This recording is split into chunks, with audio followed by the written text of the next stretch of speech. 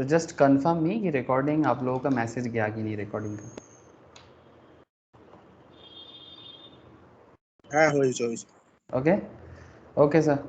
Sir good evening to all of you again और शुभ विजय to all of you. Stock market का class Durga Puja के बाद फर्स्ट टाइम हो रहा है। बाकी दूसरा सी एस वगैरह का क्लास तो चालू हुआ है, वहाँ पर तो शुभ विजय वगैरह हो चुका है। तो आप सभी को शुभ विजय है सर।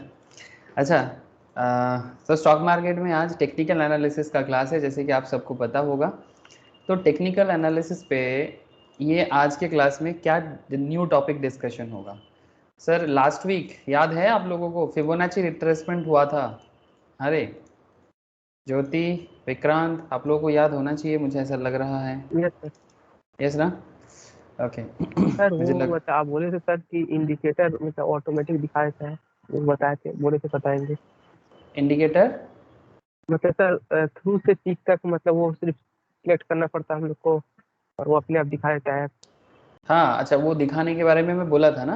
अच्छा ठीक है, मैं ये आज स्टार्ट करूँगा एलियट वेव थ्योरी, ठीक है, और डाउ थ्योरी। बेसिकली आज डाउ थ्योरी में बात करूँगा और एलियट वेव थ्योरी में बात करूँगा। फिर आप लोगों को मैं एलियट वेव का भी यूज़ सिखाऊंगा, ठीक है, और साथ में एक ही साथ आपको मैं वो 2 मिनट का बात है, क्या बोलते हैं उसको, फिबोनाची रिट्रेसमेंट किस तरह से ड्रॉ करके उसका यूज़ करना है, बेसिकली परसेंटेज का जो एरिया है मैं वो भी दिखा दूंगा। ठीक है, 1 मिनट रुक जा। ओके तो फिर चलो मैं आप लोगों को एक काम करता हूँ सर। आज हम लोग आपसे बात क्या करेंगे सर, एलियट वेव नाम सुने हो सर आप लोग, एलियट वेव या डाउ के बारे में। यूएस में एक बहुत फेमस कॉन्सेप्ट चलता है डाउ जोन्स का नाम। उनके नाम पे एक इंडेक्स भी है, इंडस्ट्रियल इंडेक्स। हाँ, डाउ जोन्स नाम सुनिए कि नहीं? हाँ सर, यूएस में एक बहुत फेमस इंडस्ट्रियल इंडेक्स उनके नाम पे चलता है। ये आज की बात नहीं है, ये डाउ का जो कॉन्सेप्ट है। हाँ सुमित बोल, कुछ बोल रहे हैं, बोल सुमित बोल। এটা বললে বললে আমি 2 মিনিট একটা কথা বলবো। बोल।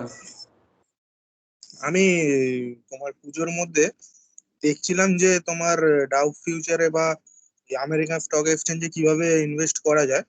তো এটা তো আগে অ্যাপ্লিকেবল ছিল না রিটেলদের জন্য, তো ওটা এখন পুরো ওপেন করে দিয়েছে, ওপেন মার্কেট। ঠিক আছে, ভেস্টিজ বলে একটা কোম্পানি আছে আর আইএনডি মানি, দুটো কোম্পানি আছে। আমি অলরেডি তোমার ফেসবুক আর অ্যামাজনে শেয়ার কিনেছি, কিন্তু এটার মজাটা হচ্ছে কি, মানে আমাদের যে যেমন ধরো কোনো শেয়ারের দাম চলছে 15,000 20,000, ঠিক আছে, এটা তুমি 15,000 টাকা দিয়ে একখানা কোয়ান্টিটি কিনতে পারবে, কিন্তু এটা মিউচুয়াল ফান্ডের মতো ফ্র্যাকশনে কেনা যায়। अच्छा एग्जैक्टली, म्यूचुअल फंड की तरह तो फ्रैक्शन में खरीद सकता है। Yes very good. चलो एकदम सुमित नेशनल लेवल नहीं सर, एकदम इंटरनेशनल लेवल में सुमित का पहुंच हो गया है। चलो सुमित, बहुत बहुत अच्छा। तो ठीक है, इंटरनेशनल परचेज तो सीख लेंगे, उसमें क्या है।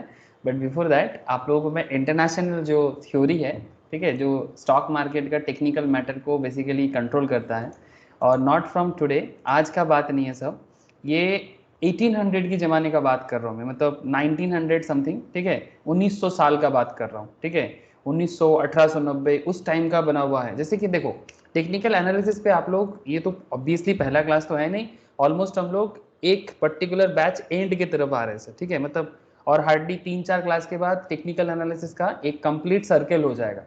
उसके बाद जिन लोगों का इंट्रोडक्शन लेवल से फिर से चालू होगा, जिनका इंट्रोडक्शन लेवल नहीं हुआ, बेसिक कैंडल स्टिक्स वगैरह नहीं हुआ, और जिन लोगों का ये सब चीज़ें हो गया, वो पूरा साइकिल कंप्लीट करके टेक्निकल पे अभी क्या करना है, उसके बाद सिर्फ प्रैक्टिस करना है। तो पॉइंट इज वेरी सिंपल सा, कि टेक्निकल एनालिसिस का एक पूरा साइकिल कंप्लीट होगा, अभी देरी है, मतलब अभी भी और 3-4 क्लास लगेगा, क्योंकि ये जो थ्योरी है, ये थ्योरी अभी बहुत इंपॉर्टेंट है, जिसमें डाउ का थ्योरी बहुत इंपॉर्टेंट एक थ्योरी माना जाता है टेक्निकल एस्पेक्ट्स में। मतलब जो लोग ट्रेडिंग करता है, इवन जो लोग लॉन्ग टर्म में भी थोड़ा ट्रेडिंग के साथ साथ सोचता है, उनके लिए भी बहुत वाइटल एक इन्फॉर्मेशन है। और Elliott wave, even chartered accountants को भी पढ़ाना पड़ता है सर, बहुत काम का चीज़ है सिक्योरिटी एनालिसिस पे। तो एलियट वेव का थ्योरी एंड डाउ का थ्योरी, ये दोनों थ्योरी आप कैसे यूज़ करोगे। ये दोनों थ्योरी जो लोग ऑलरेडी कैंडलस्टिक्स वगैरह सीख चुके हो, जिन्होंने अभी तक नहीं सीखा, वो जब बाद में साइकिल वाइज बेसिक से फिर से स्टार्ट करेंगे, तो कैंडल्स वगैरह जब सीखोगे तो ऑलरेडी फिर से सीख जाओगे। नॉट जस्ट कैंडल्स, कैंडल्स है, support resistance level, volume level, जो टेक्निकल में बहुत ही इंपॉर्टेंट माना जाता है। तो sir candle stick, support resistance, ये सब तो है, तो फिर थ्योरी का क्या ज़रूरत है सर, बात को समझो। ये स्टॉक मार्केट ऐसे ही बिल्डअप नहीं हुआ।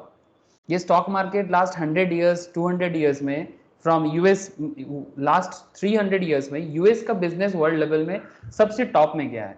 और इंडिया तो है ही उसके अंदर, ऐसे ब्रिटिश का कॉलोनी थे, बट लास्ट 50-70 ईयर्स में हम लोग काफी इमर्जिंग मार्केट के हिसाब से उठ के आए हैं सब। तो यूएस में ये सब चीजों का प्रैक्टिस इन मॉडर्न डे बहुत जबरदस्त हुआ है। तो उन दिनों मतलब यूनाइटेड स्टेट्स में, अमेरिका में कुछ एनालिस्ट लोग, ठीक है, कुछ मतलब कुछ क्या बोलूं सर, मतलब मार्केट में ट्रेडर है, वो लोग मार्केट प्रैक्टिशनर, इन सिंपल मैं आपको इतना बोल सकता हूँ, दे आर मार्केट प्रैक्टिशनर, जो स्टॉक मार्केट पे रेगुलर बेसिस में काम करते थे, स्टॉक मार्केट में इन्वेस्ट करते थे, ट्रेडिंग करते थे। तो इन लोगों ने रिसर्च किया, रिसर्च करके उन दिनों कुछ कॉन्सेप्ट बिल्ड किया था। तो सर क्या जो पुराना कॉन्सेप्ट है वो आज की डेट में कोई काम नहीं करेगा क्या? अरे ऐसा बात थोड़ी है, हर चीज का पुराना चीज ही तो काम आता है। देखो ना, सब दुनिया का मतलब जो भी न्यू चीजें बनता है वो सब पुराने चीजों से ही सीख के बनाया जाता है। तो ऐसा नहीं कि जो ओल्ड है, ऐसे एक कहावत है सर, ओल्ड इज, क्या बोलते हैं sir, old is what, gold. Old is gold.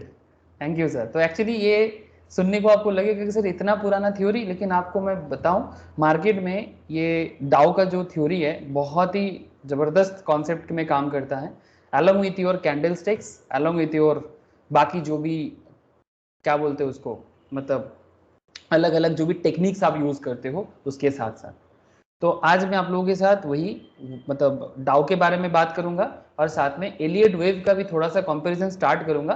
कोशिश आज तो वही है कि एलियट वेव भी बताना है थोड़ा बहुत और डाउ को भी बताना है, बट एलियट वेव अपने आप में एक बहुत बड़ा जगह है, और आज के डेट में मार्केट में एलियट वेव एक्चुअली डाउ से ही इंस्पायर हुआ है और फिर एलियट वेव का थ्योरी बना है। तो डाउ पहले जानना बहुत जरूरी है, उसके बाद आपको एलियट वेव में डिटेल्स बताना जरूरी है। तो सर क्या है, क्यों है, आगे बात करते हैं। In the meantime, Animesh, good evening, Animesh. Good evening sir.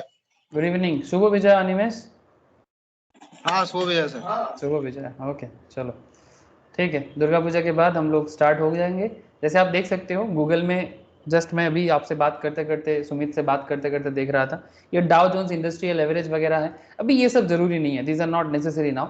आपसे मैं बस इतना बात करना चाहता हूँ कि जो हम लोगों का कंटेंट है, जहाँ से हम लोग पढ़ाई करते हैं, आप लोगों के पास भी है, टेक्निकल एनालिसिस का जो एरिया है, क्या सबको स्क्रीन शो हुआ सर? जस्ट एक बार कंफर्म कीजिएगा मुझे, स्क्रीन दिखाई दे रहा है क्या आप लोगों को? ओके। तो देखो सर एक बार आप लोग कि टेक्निकल एनालिसिस में पढ़ना क्या क्या है, जो ऑलरेडी जो साइकिल वाइज चल रहा है, जिन लोगों का ऑलमोस्ट ऑलमोस्ट इम्पॉर्टेंट जितना कंटेंट है, जो इम्पोर्टेंट कॉन्सेप्ट है, ऑलमोस्ट हो चुका है बहुत लोगों का फिर से चालू हो जाएगा बेसिक से। जैसे बैकग्राउंड, ये तो इम्पोर्टेंट है ही, मतलब टेक्निकल एनालिसिस का बैकग्राउंड एक बार रिकॉल करा रहा हूँ आप लोगों को कि अभी तक आप लोग क्या क्या कर लिए। इंट्रोडक्शन, चार्ट टाइप्स, कितना तरह का चार्ट हो सकता है, कैंडल स्टिक्स से कैसे आप टेक्निकल मार्केट में मतलब टेक्निकल एनालिसिस में एंट्री करते हो, कैंडल्स में सिंगल कैंडल स्टिक्स में बहुत लंबा चर्चा था, फिर मल्टीपल कैंडल स्टिक्स, मल्टीपल में भी काफ़ी लंबा चर्चा चला है, मतलब यही तो कैंडल स्टिक्स का आधा से ज़्यादा समय लग जाता है, आप लोग जानते हो। Varieties of from marubozu to एकदम इंगलफिंग तक, मारूबोजू जो सिंगल में स्टार्ट करते हैं वहाँ से इंगलफिंग तक बहुत सारा कैंडल्स बीच में आते हैं, at least 15-16 types of candle major, उसके साथ साथ छोटा मोटा इधर इधर और 3-4, ठीक है। मार्केट में ऐसे 30-40 टाइप्स ऑफ कैंडल्स यूज होते हैं, बट ओवरऑल कोई अगर 15 to 20 कैंडल्स अच्छे से जान जाए और कुछ नहीं चाहिए सर, 10-15 कैंडल काफी है। इवन मैं तो पर्सनली अगर आप मुझे पूछोगे, hardly 5 to 10 candles is more than enough for successful trading. अच्छा, उसके साथ साथ जैसे आपने कैंडल सीख लिया, उसके बाद आपको सपोर्ट एंड रेजिस्टेंस के बारे में पता चला, ठीक है। जिन लोगों का नहीं हुआ वो बाद में करेगा, और जिन लोगों का हो रहा है, कंप्लीट टेक्निकल का साइकिल कंप्लीट हो रहा है, उनको तो आगे आगे सभी पता चल जाएगा। सर वॉल्यूम से एक बहुत बड़ा कॉन्सेप्ट है, मतलब मार्केट में वॉल्यूम एक बहुत बड़ा पैटर्न करता है, मतलब कितना बाइंग सेलिंग का प्रेशर चल रहा है, ठीक है, कितना नंबर ऑफ लोग शेयर खरीद रहा है, कितना नंबर ऑफ लोग शेयर बेच रहा है, इसका ओवरऑल वॉल्यूम इसको बोलते हैं, जो आप लोगों को पता है ऑलरेडी, बाद में फिर से चर्चा कर लूंगा। मूविंग एवरेज का concept, another very interesting area, moving average. Sir उसके बाद आया इंडिकेटर्स का लाइन, ठीक है, इंडिकेटर्स में लंबा चल रहा है सर, ऑलरेडी कंप्लीट हो गया इंडिकेटर्स में, मेन इंडिकेटर्स, ऐसे इंडिकेटर्स भी बहुत तरह का यूज होता है, बट हम लोग सर प्राइम इंडिकेटर्स जो है वो सब इंडिकेटर्स को यूज करना सीखे। अगर अब बाकी देखो आगे आगे आप लोगों का प्रैक्टिस ही है जो आप लोगों को सक्सेसफुल बनाएगा सर। फिबोनाची रिट्रेसमेंट जो हम लोग का प्रीवियस क्लास में हम लोग पूरा फिबोनाची रिट्रेसमेंट का पूरा कॉन्सेप्ट समझे थे, बट हाँ रियल में कैसे फिबोनाची रिट्रेसमेंट ड्रॉ करते हैं वो सिखाना बाकी है। यस मुझे रिमेंबर है, ऐसे विक्रांत ने भी मुझे एक बार याद दिलाया। लेकिन सर आज मैं आपसे फ्रेशली एक स्टार्ट करूंगा, फिर बाद में मैं आपको फिबोनाची भी सिखा दूंगा कैसे ड्रॉ करना है। सर आप लोगों को डाउ थ्योरी दिख रहा है सर? हेलो, ये रहा डाउ थ्योरी जो अभी चलेगा सर, ठीक है, जो आपको बहुत स्ट्रेन देने वाला है टेक्निकल एनालिसिस पे, आपको बहुत स्ट्रेन देने वाला है ये डाउ थ्योरी, ठीक है। मतलब आप सीरियसली जब आप डिटेल्स में जान जाओगे ना डाउ थ्योरी, तो आपको समझ में आएगा कि अच्छा बेटा ये बात है, ठीक है, सीरियसली आपको ऐसा वाला फीलिंग आएगा। अच्छा डाउ थ्योरी में अभी लंबा चर्चा चलेगा, साथ में मैं आप लोगों को थोड़ा वेव थ्योरी भी बताऊंगा, थोड़ा नहीं अच्छे से बताऊंगा, लेकिन पहले डाउ क्लियर होना चाहिए, बिकॉज आज के डेट में वेव का यूज ज्यादा है, ठीक है। एलियट वेव के नाम से जाना जाता है सर, एक्चुअली वेव उनका नाम नहीं है, उनका नाम एलियट है, ठीक है, चार्ल्स एलियट, लेकिन वो वेव कॉन्सेप्ट को बिल्ड किया था इसलिए नाम पड़ा wave theory. Don't worry sir, सब इजी कंटेंट है, मतलब ऐसा नहीं कि आपको कोई आउट ऑफ वर्ल्ड फीलिंग नहीं आएगा, सब समझ में आएगा। उसके बाद धीरे धीरे प्रैक्टिस के लिए कुछ extra topic I will discuss with you, but mainly ये एलियट वेव डाउ वगैरह सीखने के बाद कुछ एक्स्ट्रा प्रैक्टिस टॉपिक मैं आपसे बात करूंगा। तो ये बेसिकली मतलब टेक्निकल एनालिसिस का ओवरऑल एरिया है जो आपसे मैं बात करते आ रहा हूं और आगे भी कुछ और करूंगा, ठीक है। तो कुछ नहीं, काफ़ी चलेगा अभी। चलो सर मैं थोड़ा सा आपसे डिस्कशंस आगे बढ़ाता हूँ। ये सब कैंडल्स वगैरह हो चुका है, बहुत नीचे जाना है। सर आप लोगों को रिकॉल हुआ ना कि आप लोग क्या क्या पढ़ लिए और क्या क्या सीख रहे हो अभी? थोड़ा बहुत रिकॉल हो गया कि नहीं? क्या रे? ओके सर, ठीक है। देखो ये डाउ थ्योरी स्टार्ट करेंगे अभी, ठीक है, डाउ थ्योरी स्टार्ट करेंगे, लेकिन डाउ थ्योरी स्टार्ट करने से पहले ये एक्चुअली डाउ थ्योरी का एक ग्राफिकल प्रेजेंटेशन है, ठीक है, तो जो मैं बस एक ऐसे ही दिया, ठीक है। और ये आपका वेव थ्योरी का एक प्रेजेंटेशन है, एंड डोंट वरी ये सब आपको अभी अब मैं सिखाऊंगा आप लोग, ठीक है। ये वेव थ्योरी देखने में ऐसा लगता है, अब देख के क्या होगा, आपको एक्चुअली में उसको यूज करना आना चाहिए।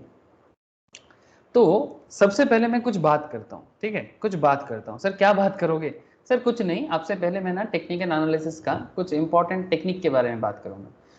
जैसे प्रिंसिपल ऑफ टेक्निकल एनालिसिस में एक बहुत फेमस कहावत है सर। सर क्या कहावत है? कि एक्चुअली टेक्निकल एनालिस्ट मानते हैं कुछ कुछ कॉन्सेप्ट मानते हैं, मतलब ये जो चार्ट ग्राफ आप लोग देखते रहते हो ना, इसके पीछे कुछ मतलब कुछ सोच है, ठीक है, कुछ सोच है, टेक्निकल सोच, जो सोच को अगर पूरा ओवरऑल देखा जाए तो 3 हिस्सों से डिस्ट्रीब्यूट किया जाता है। कितना हिस्सों से सर? 3 हिस्सों में डिस्ट्रीब्यूट किया जाता है। एक सेकंड में थोड़ा सा लाल वाला ले लेता हूँ, रेड इंक, ठीक है। 3 हिस्सों से इसको डिस्ट्रीब्यूट करते हैं। क्या बोलते हैं टेक्निकल वाले? टेक्निकल वाले बोलते हैं sir the market discount everything. Sir मतलब क्या मार्केट डिस्काउंट एवरीथिंग? हाँ कोई बता सकते हो सर मार्केट डिस्काउंट एवरीथिंग का मतलब क्या? Price moves in trends and history tends to repeat itself. इतिहास अपने आप को बार बार दोहराता है। ये टेक्निकल्स का बिलीफ है सर, उनका सोच है, उनका विश्वास है। इसी के बेसिस में पूरा टेक्निकल एनालिसिस बना जाता है, मजाक नहीं कर रहे, सीरियसली। ये तीनों चीज बड़ा ही इंटरेस्टिंग केस है। तो टेक्निकल एनालिसिस का ये प्रिंसिपल मैं आपको बेसिक कराने के टाइम पे भी मतलब एकदम इंट्रोडक्शन लेवल में बताया था, आज फिर से बता रहा हूँ, ठीक है। क्यों? बिकॉज आज थोड़ा पंप मतलब चार्ज अप होना है ना, दुर्गा पूजा गया तो थोड़ा फिर से याद दिलाया आपको कि market discount everything, price moves in trends and history tends to repeat itself. हाँ वो एक था sir, always quantify and verify, वो सब भी है, बट ये एक प्रिंसिपल है। तो मार्केट डिस्काउंट एवरीथिंग का क्या मतलब है सर? इसका सिंपल मतलब अगर आप मुझे पूछोगे ना कि मार्केट डिस्काउंट एवरीथिंग का मतलब कुछ ऐसा है, जैसे मानो कि अगर मैं आपको रिसेंट ट्रेंड में कोई कंपनी का शेयर ले लेते हैं सर, रिसेंट ट्रेंड में बड़ा झटका कौन सा शेयर दिया सबको? झटका मतलब सर सरप्राइज दिया, टाटा मोटर्स, सही है कि नहीं? आईआरसीटीसी। हाँ और क्या बोल? आईआरसीटीसी। आईआरसीटीसी, हाँ वेरी गुड सर। आईआरसीटीसी ने बड़ा सरप्राइज दिया, टाटा मोटर्स ने बड़ा सरप्राइज दिया, ठीक है। लास्ट 1 मंथ में टाटा मोटर्स का जंप देखो, हाँ लास्ट 1 मंथ में टाटा मोटर्स का जंप देखो, ये कहाँ से कहाँ पहुंच गया। आईआरसीटीसी भी देख लेते एक बार। ऐसे में कोई पर्टिकुलर स्टॉक के बारे में भी चर्चा नहीं करने वाला हूँ, वो तो फंडामेंटल्स में करता हूँ। आईआरसीटीसी का 1 मंथ में देखो सर, ये देखो ये भी झटका दिया, ये तो थोड़ा डाउन रिसेंटली हुआ है, बट 1 मंथ में क्या जबरदस्त गया था, फिर करेक्शन कर लिया। अब ठीक है, ये আরেকবার करेक्शन के, हाँ बोल। আরেকখানা স্টক দেখো, এটা এক মাসের ভিউটা, আরবিএনএল। ये क्या कंपनी है ये? ये रेलरी है, रे विकास। RBNL। आर भी V, rail Vikas Nigam limited ऐसा बोलेगा तो शॉर्ट फॉर्म पता नहीं था। अच्छा, इसका मुझे एग्जैक्टली मतलब फंडामेंटल्स पता नहीं है, ठीक है, तो मैं आपको इसके बारे में ज़्यादा कुछ बोल नहीं पाऊंगा। तो अगर मैं आपको टाटा मोटर्स के बारे में थोड़ा बता सकता हूँ, बिकॉज काफ़ी फेमस कंपनी है, IRCTC is also very famous. तो मैं बस इतना कह सकता हूँ आपको, ठीक है, मैं किसी भी कंपनी का फंडामेंटल्स नहीं कर रहा हूँ अभी, ठीक है। जैसे आप लोग जानते हो संडे वाला क्लास में फंडामेंटल चर्चा करता हूँ, वहाँ पर कंपनी के फंडामेंटल बैकग्राउंड डिस्कस करता हूँ। बट यहाँ पर मेरा कहने का मतलब बड़ा सिंपल है। जैसे ये टाटा मोटर्स का शेयर रिसेंट ट्रेंड में, ये जो 1 मंथ के अंदर एक शेयर का दाम 300 350 के आसपास चल रहा था, मतलब फ्रॉम 350 से लेके एक शेयर 321 से लेके एक share with in 1 month 500 jump करके फिर से थोड़ा करेक्शन हुआ रिसेंटली, ठीक है, 490 में अभी लास्ट क्लोज है फ्राइडे वाला। सर मेरा कहने का मतलब ये नहीं है कि क्यों बढ़ा है, ये सब नहीं पूछना है, ठीक है। मतलब एक्चुअली टेक्निकल एनालिसिस इतना क्यों का सवाल नहीं करते। ये जो मार्केट डिस्काउंट एवरीथिंग का बात में मैं बात कर रहा ना सर, मार्केट डिस्काउंट एवरीथिंग, तो टेक्निकल वाले का एक सोच है कि जो भी प्राइस मार्केट में किसी भी शेयर में दिखता है, वो क्या करता है, हर तरह का फ्यूचर प्रेडिक्शन को आज में कन्वर्ट कर देता है। अगर किसी को लगता है कि फ्यूचर में किसी स्टॉक में, किसी कंपनी में बहुत कुछ होने वाला है, कोई कंपनी बहुत दूर तक जाने वाला है, तो उसका इफेक्ट एक्चुअली आज के शेयर प्राइस में दिखता है। That is also called present value. जो लोग फंडामेंटल एनालिसिस का भी क्लास करते हो, उनको पता है ना सर प्रेजेंट वैल्यू क्या होता है। हाँ सर, इवन जो लोग फाइनेंशियल मैनेजमेंट पढ़ते हो CS या CMA के साथ साथ या BCom के साथ साथ, उन्हें भी पता होगा, बिकॉज फाइनेंस का क्लास में प्रेजेंट वैल्यू का डिस्कशन होता है। क्या सर, बोलो ना, प्रेजेंट वैल्यू कॉन्सेप्ट पता है कि नहीं पता आपको? मतलब फ्यूचर में मुझे, हाँ बोलो सर बोलो। Actual value. यस, नहीं, this is not actual value. Present value का मतलब होता है, actual value is intrinsic value, वो अलग है, वो थोड़ा अलग बात है। बट प्रेजेंट वैल्यू का मतलब ये होता है कि फ्यूचर में जो होगा उसके बारे में कुछ सोच के आज का मार्केट जो रिएक्शन देता है। अगर फ्यूचर में कुछ खराब होने वाला है तो आज का मार्केट डाउन होगा, अगर फ्यूचर में कुछ अच्छा होने वाला है तो आज का मार्केट पॉजिटिव मतलब बुलिश रन करेगा। तो whatever we see in the market price, मतलब जो भी प्राइस में हम लोगों को देखने को मिलता है, दैट इज एक्चुअली जो हमें नहीं पता कि एक्चुअल में फ्यूचर में क्या छुपा हुआ है। फ्यूचर अनसर्टेन है सर, सभी के लिए फ्यूचर अनसर्टेन है। हम लोग कुछ पॉजिटिव या नेगेटिव प्रेडिक्शन करते हैं कि हो सकता है कि कंपनी, ऐसे टाटा मोटर्स का ग्रोथ के पीछे सिंपल सी कहानी है सर। टाटा मोटर्स का जो ई व्हीकल सेगमेंट है, अगर मैं रिसेंट ग्रोथ के बारे में बात करूं, one of the main reason is Maruti Suzuki का बिजनेस उतना अच्छा नहीं जा रहा है, ठीक है। और आपका बाकी जो कंपनीज है, फोर्ड वगैरह फॉरेन कंपनीज इंडिया छोड़ के जाने का बात कर रहा है। Tata Motors e vehicle mode में अपने आप को बड़ा ही डायनामिक वे में इंडिया में लॉन्च किया, और बहुत फॉरेन इन्वेस्टमेंट भी टाटा मोटर्स में आ रहा है, ठीक है, ये वन ऑफ द रीजन है। और उनका जो फॉरेन ब्रांड है ना, मतलब फॉरेन ब्रांड मतलब टाटा मोटर्स का जो foreign like land rover Jaguar में उनका काफी डिमांड है मार्केट में। तो ये सब रीजन मिला के टाटा मोटर्स का एक न्यू ग्रोथ, और सबसे बड़ा रीजन है ई व्हीकल का, जो इलेक्ट्रॉनिक जो इलेक्ट्रिकल व्हीकल का जो कॉन्सेप्ट है, जिसमें वो क्या गाड़ी का नाम है पता ना, वो कौन सा कंपनी का, मतलब टाटा का जो क्या नाम है, नेक्सॉन ना, अरे नेक्सॉन ना, जो ई व्हीकल्स में लाया टाटा ने। आप लोगों को पता है कि नहीं है? अरे कुछ तो बोलो, हाँ ना, पता है कि नहीं है? किसी को नहीं पता? मेरा आवाज आ रहा है क्या आप लोगों को? है दादा। है दादा। हाँ हाँ, हम लोग कोई आवाज नहीं दे रहे हो, मैं सोच रहा हूँ कि कनेक्टेड होगी नहीं। तो जो भी हो, ये कुछ सम मतलब रीजन है कि रिसेंट ट्रेड में टाटा मोटर्स में इतना ग्रोथ के पीछे वन ऑफ द रीजन, ऐसे इसके ऊपर केस स्टडीज डिटेल्स में हुआ है लास्ट वीक मोस्ट प्रोबब्ली, या उससे पहले फंडामेंटल क्लास में। तो सर वो तो फंडामेंटल रीजन हो गया, और fundamental reason obviously, fundamental reason एकदम सर टेक्निकल मैटर को कंट्रोल करता है, इसमें तो कोई दोहराई नहीं है। अब सवाल ये है कि ये जो स्टॉक में जो मूवमेंट आता रहता है और जो भी प्राइस हमें दिखता है, ये एक्चुअली फ्यूचर में कुछ अनसर्टेन जो भी होगा, अच्छा हो बुरा हो, मतलब बुलिश हो बियरिश हो वो आज के प्राइस में दिखता है। तो टेक्निकल वाले का ये मानना है कि मार्केट डिस्काउंट एवरीथिंग, और उनका और क्या मानना है, price moves in trends and history tends to repeat itself. यही तो ट्रेडिंग का सबसे बड़ा हथियार है सर, सीरियसली मजाक नहीं कर रहे, ट्रेडिंग का सबसे बड़ा हथियार। पहले भी ऐसा हुआ है तो फिर से हो सकता है, सिंपल बात है, पहले भी ऐसा हुआ है फिर से हो सकता है। सर ये जो बात मैं आपसे कर रहा हूं ना, इसके ऊपर बेस करके ही ये आपको मैं आगे जो थ्योरी के बारे में बात करने वाला हूं ना, जो थ्योरी बड़ा ही फेमस थ्योरी है, किसी से भी आप टेक्निकल एनालिस्ट का जो नॉलेज रखते हैं या फिर मार्केट में जो टेक्निकल एनालिस्ट सीखना चाहता है, आप उनसे एक बार बात करो, वो आपको दो चीज आपको जरूर पूछेगा कि भाई Elliott wave theory and Dow theory, ये दोनों बहुत बहुत ही पॉपुलर कॉन्सेप्ट माना जाता है ना। कॉन्सेप्ट इज दैट कि ये डाउ थ्योरी के बारे में थोड़ा हिस्ट्री तो जान लो, फिर जाके मैं आपको स्टॉक मार्केट में समझाता हूँ कि क्या है ये डाउ थ्योरी का कॉन्सेप्ट। डिटेल्स में बात करते हैं, जैसे आप लोगों को पता है, तो डिटेल्स देख लो, थोड़ा सा कंपैरिजन कर लेता है एक बार। हाँ, डाउ के साथ किसका, थोड़ा एलियट का कंपैरिजन, ऐसे कंपेयर होना नहीं चाहिए, दोनों अलग अलग टाइम पे बोला है, और डाउ पहले बोला है, एलियट बाद में बोला है। तो डाउ theory is one of the oldest and most famous technical theories. ये जो मार्केट में स्टॉक में अप डाउन चलता रहता है, उसके ऊपर बेस करके जो हम लोग मार्केट में ट्रेडिंग करते हैं, ठीक है, इसके ऊपर बेसिस के ये डाउ theory one of the oldest and most famous technical theory. It was originated by Charles Dow, the founder of Dow Jones Company। जो Dow Jones आज के दिन पे आप देखते हो ना, Dow Jones Industrial, अभी आपको मैं दिखा रहा था 2 मिनट पहले, Dow Jones Company in the late 19th century, मतलब almost 1900 1890s के आसपास में इन्होंने बनाया था। It is helpful tool for determining the relative strength of the stock market. It can also be used as a barometer of business। Business का barometer को समझा जाता है डाउ थ्योरी के थ्रू से। ये मैं आपको समरी बता रहा हूँ, अभी डिटेल्स में बात अभी आगे करेंगे, ठीक है। ये जस्ट समरी, डाउ कौन थे, क्यों बनाया था, जानना चाहिए ना सर। नहीं जानोगे तो कैसे पता चलेगा, आपको कैसे भरोसा होगा कि कौन है ये डाउ। थ्योरी के बोल दिया तो बोल दिया, ऐसे थोड़ी है।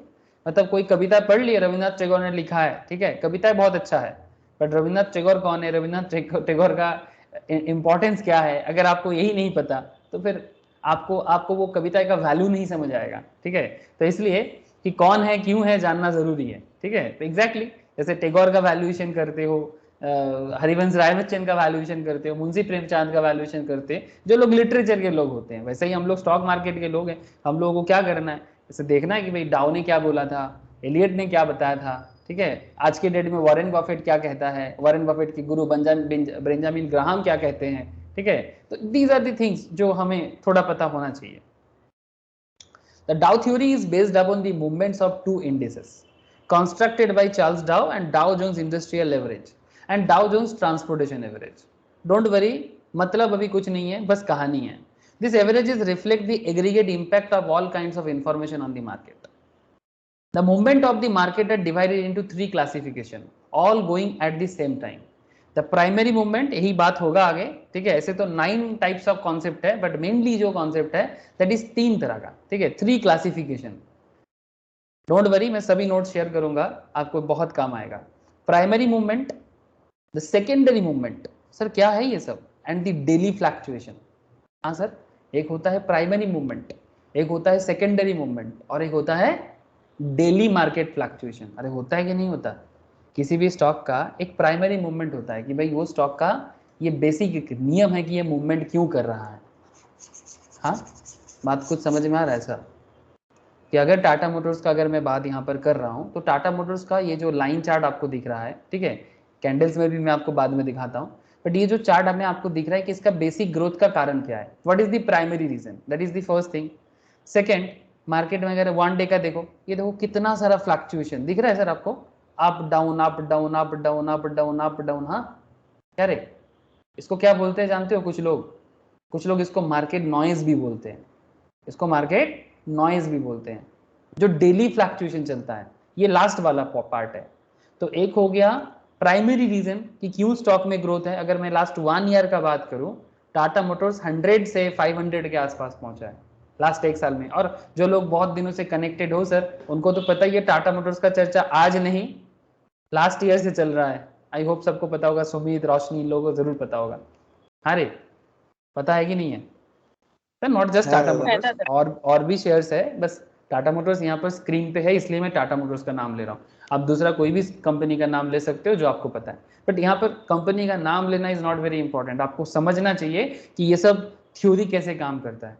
तो लास्ट 1 ईयर में टाटा मोटर्स क्यों ग्रोथ किया है, उसके पीछे मेन रीजन है प्राइमरी रीजन। अगर आप मुझे सिंपल पूछोगे sir what is the meaning of primary reason, तो सर इसका फंडामेंटल, इस स्टॉक के पीछे का फंडामेंटल जो होता है ना वो उसका प्राइमरी रीजन होता है। सर तो फिर सेकेंडरी रीजन क्या है, सर वो भी समझना पड़ेगा ना। डाउ यही सब बताया है कि मार्केट में स्टॉक का जो मूवमेंट होता है, एक मूवमेंट होता है प्राइमरी रीजन में, एक मूवमेंट होता है सेकेंडरी रीजन में। देखो sir, primary movement is the main trend. Sir आप लोगों को स्क्रीन दिखाई दे रहा है ना, ये सब लाइन लाइन नहीं है, ये सब लाइफ है स्टॉक मार्केट का। आप लोग इसको थ्योरी समझ गए ना, ऐसा ना समझना है कि थ्योरी है। अरे सर मतलब आपको क्या बताऊं, मतलब वॉरेन बफेट या झुंझुनवाला एक दिन में झुंझुनवाला या वॉरेन बफेट नहीं बना है। आपको पता है वॉरेन बफेट आज भी कितना पढ़ाई करता है, 88 ईयर्स ओल्ड, आज भी डेली 1000 पेजेस पढ़ लेता है। मजाक नहीं कर रहे हैं। 91 years old. कितना? 91 years old. 91। अच्छा, यानी मैं इसको ज्यादा अच्छा पता होगा बिकॉज अली मंगल उसका पार्टनर का हो गया 97 years old. Yes yes sir, Animesh is a future billionaire. Animesh right तो?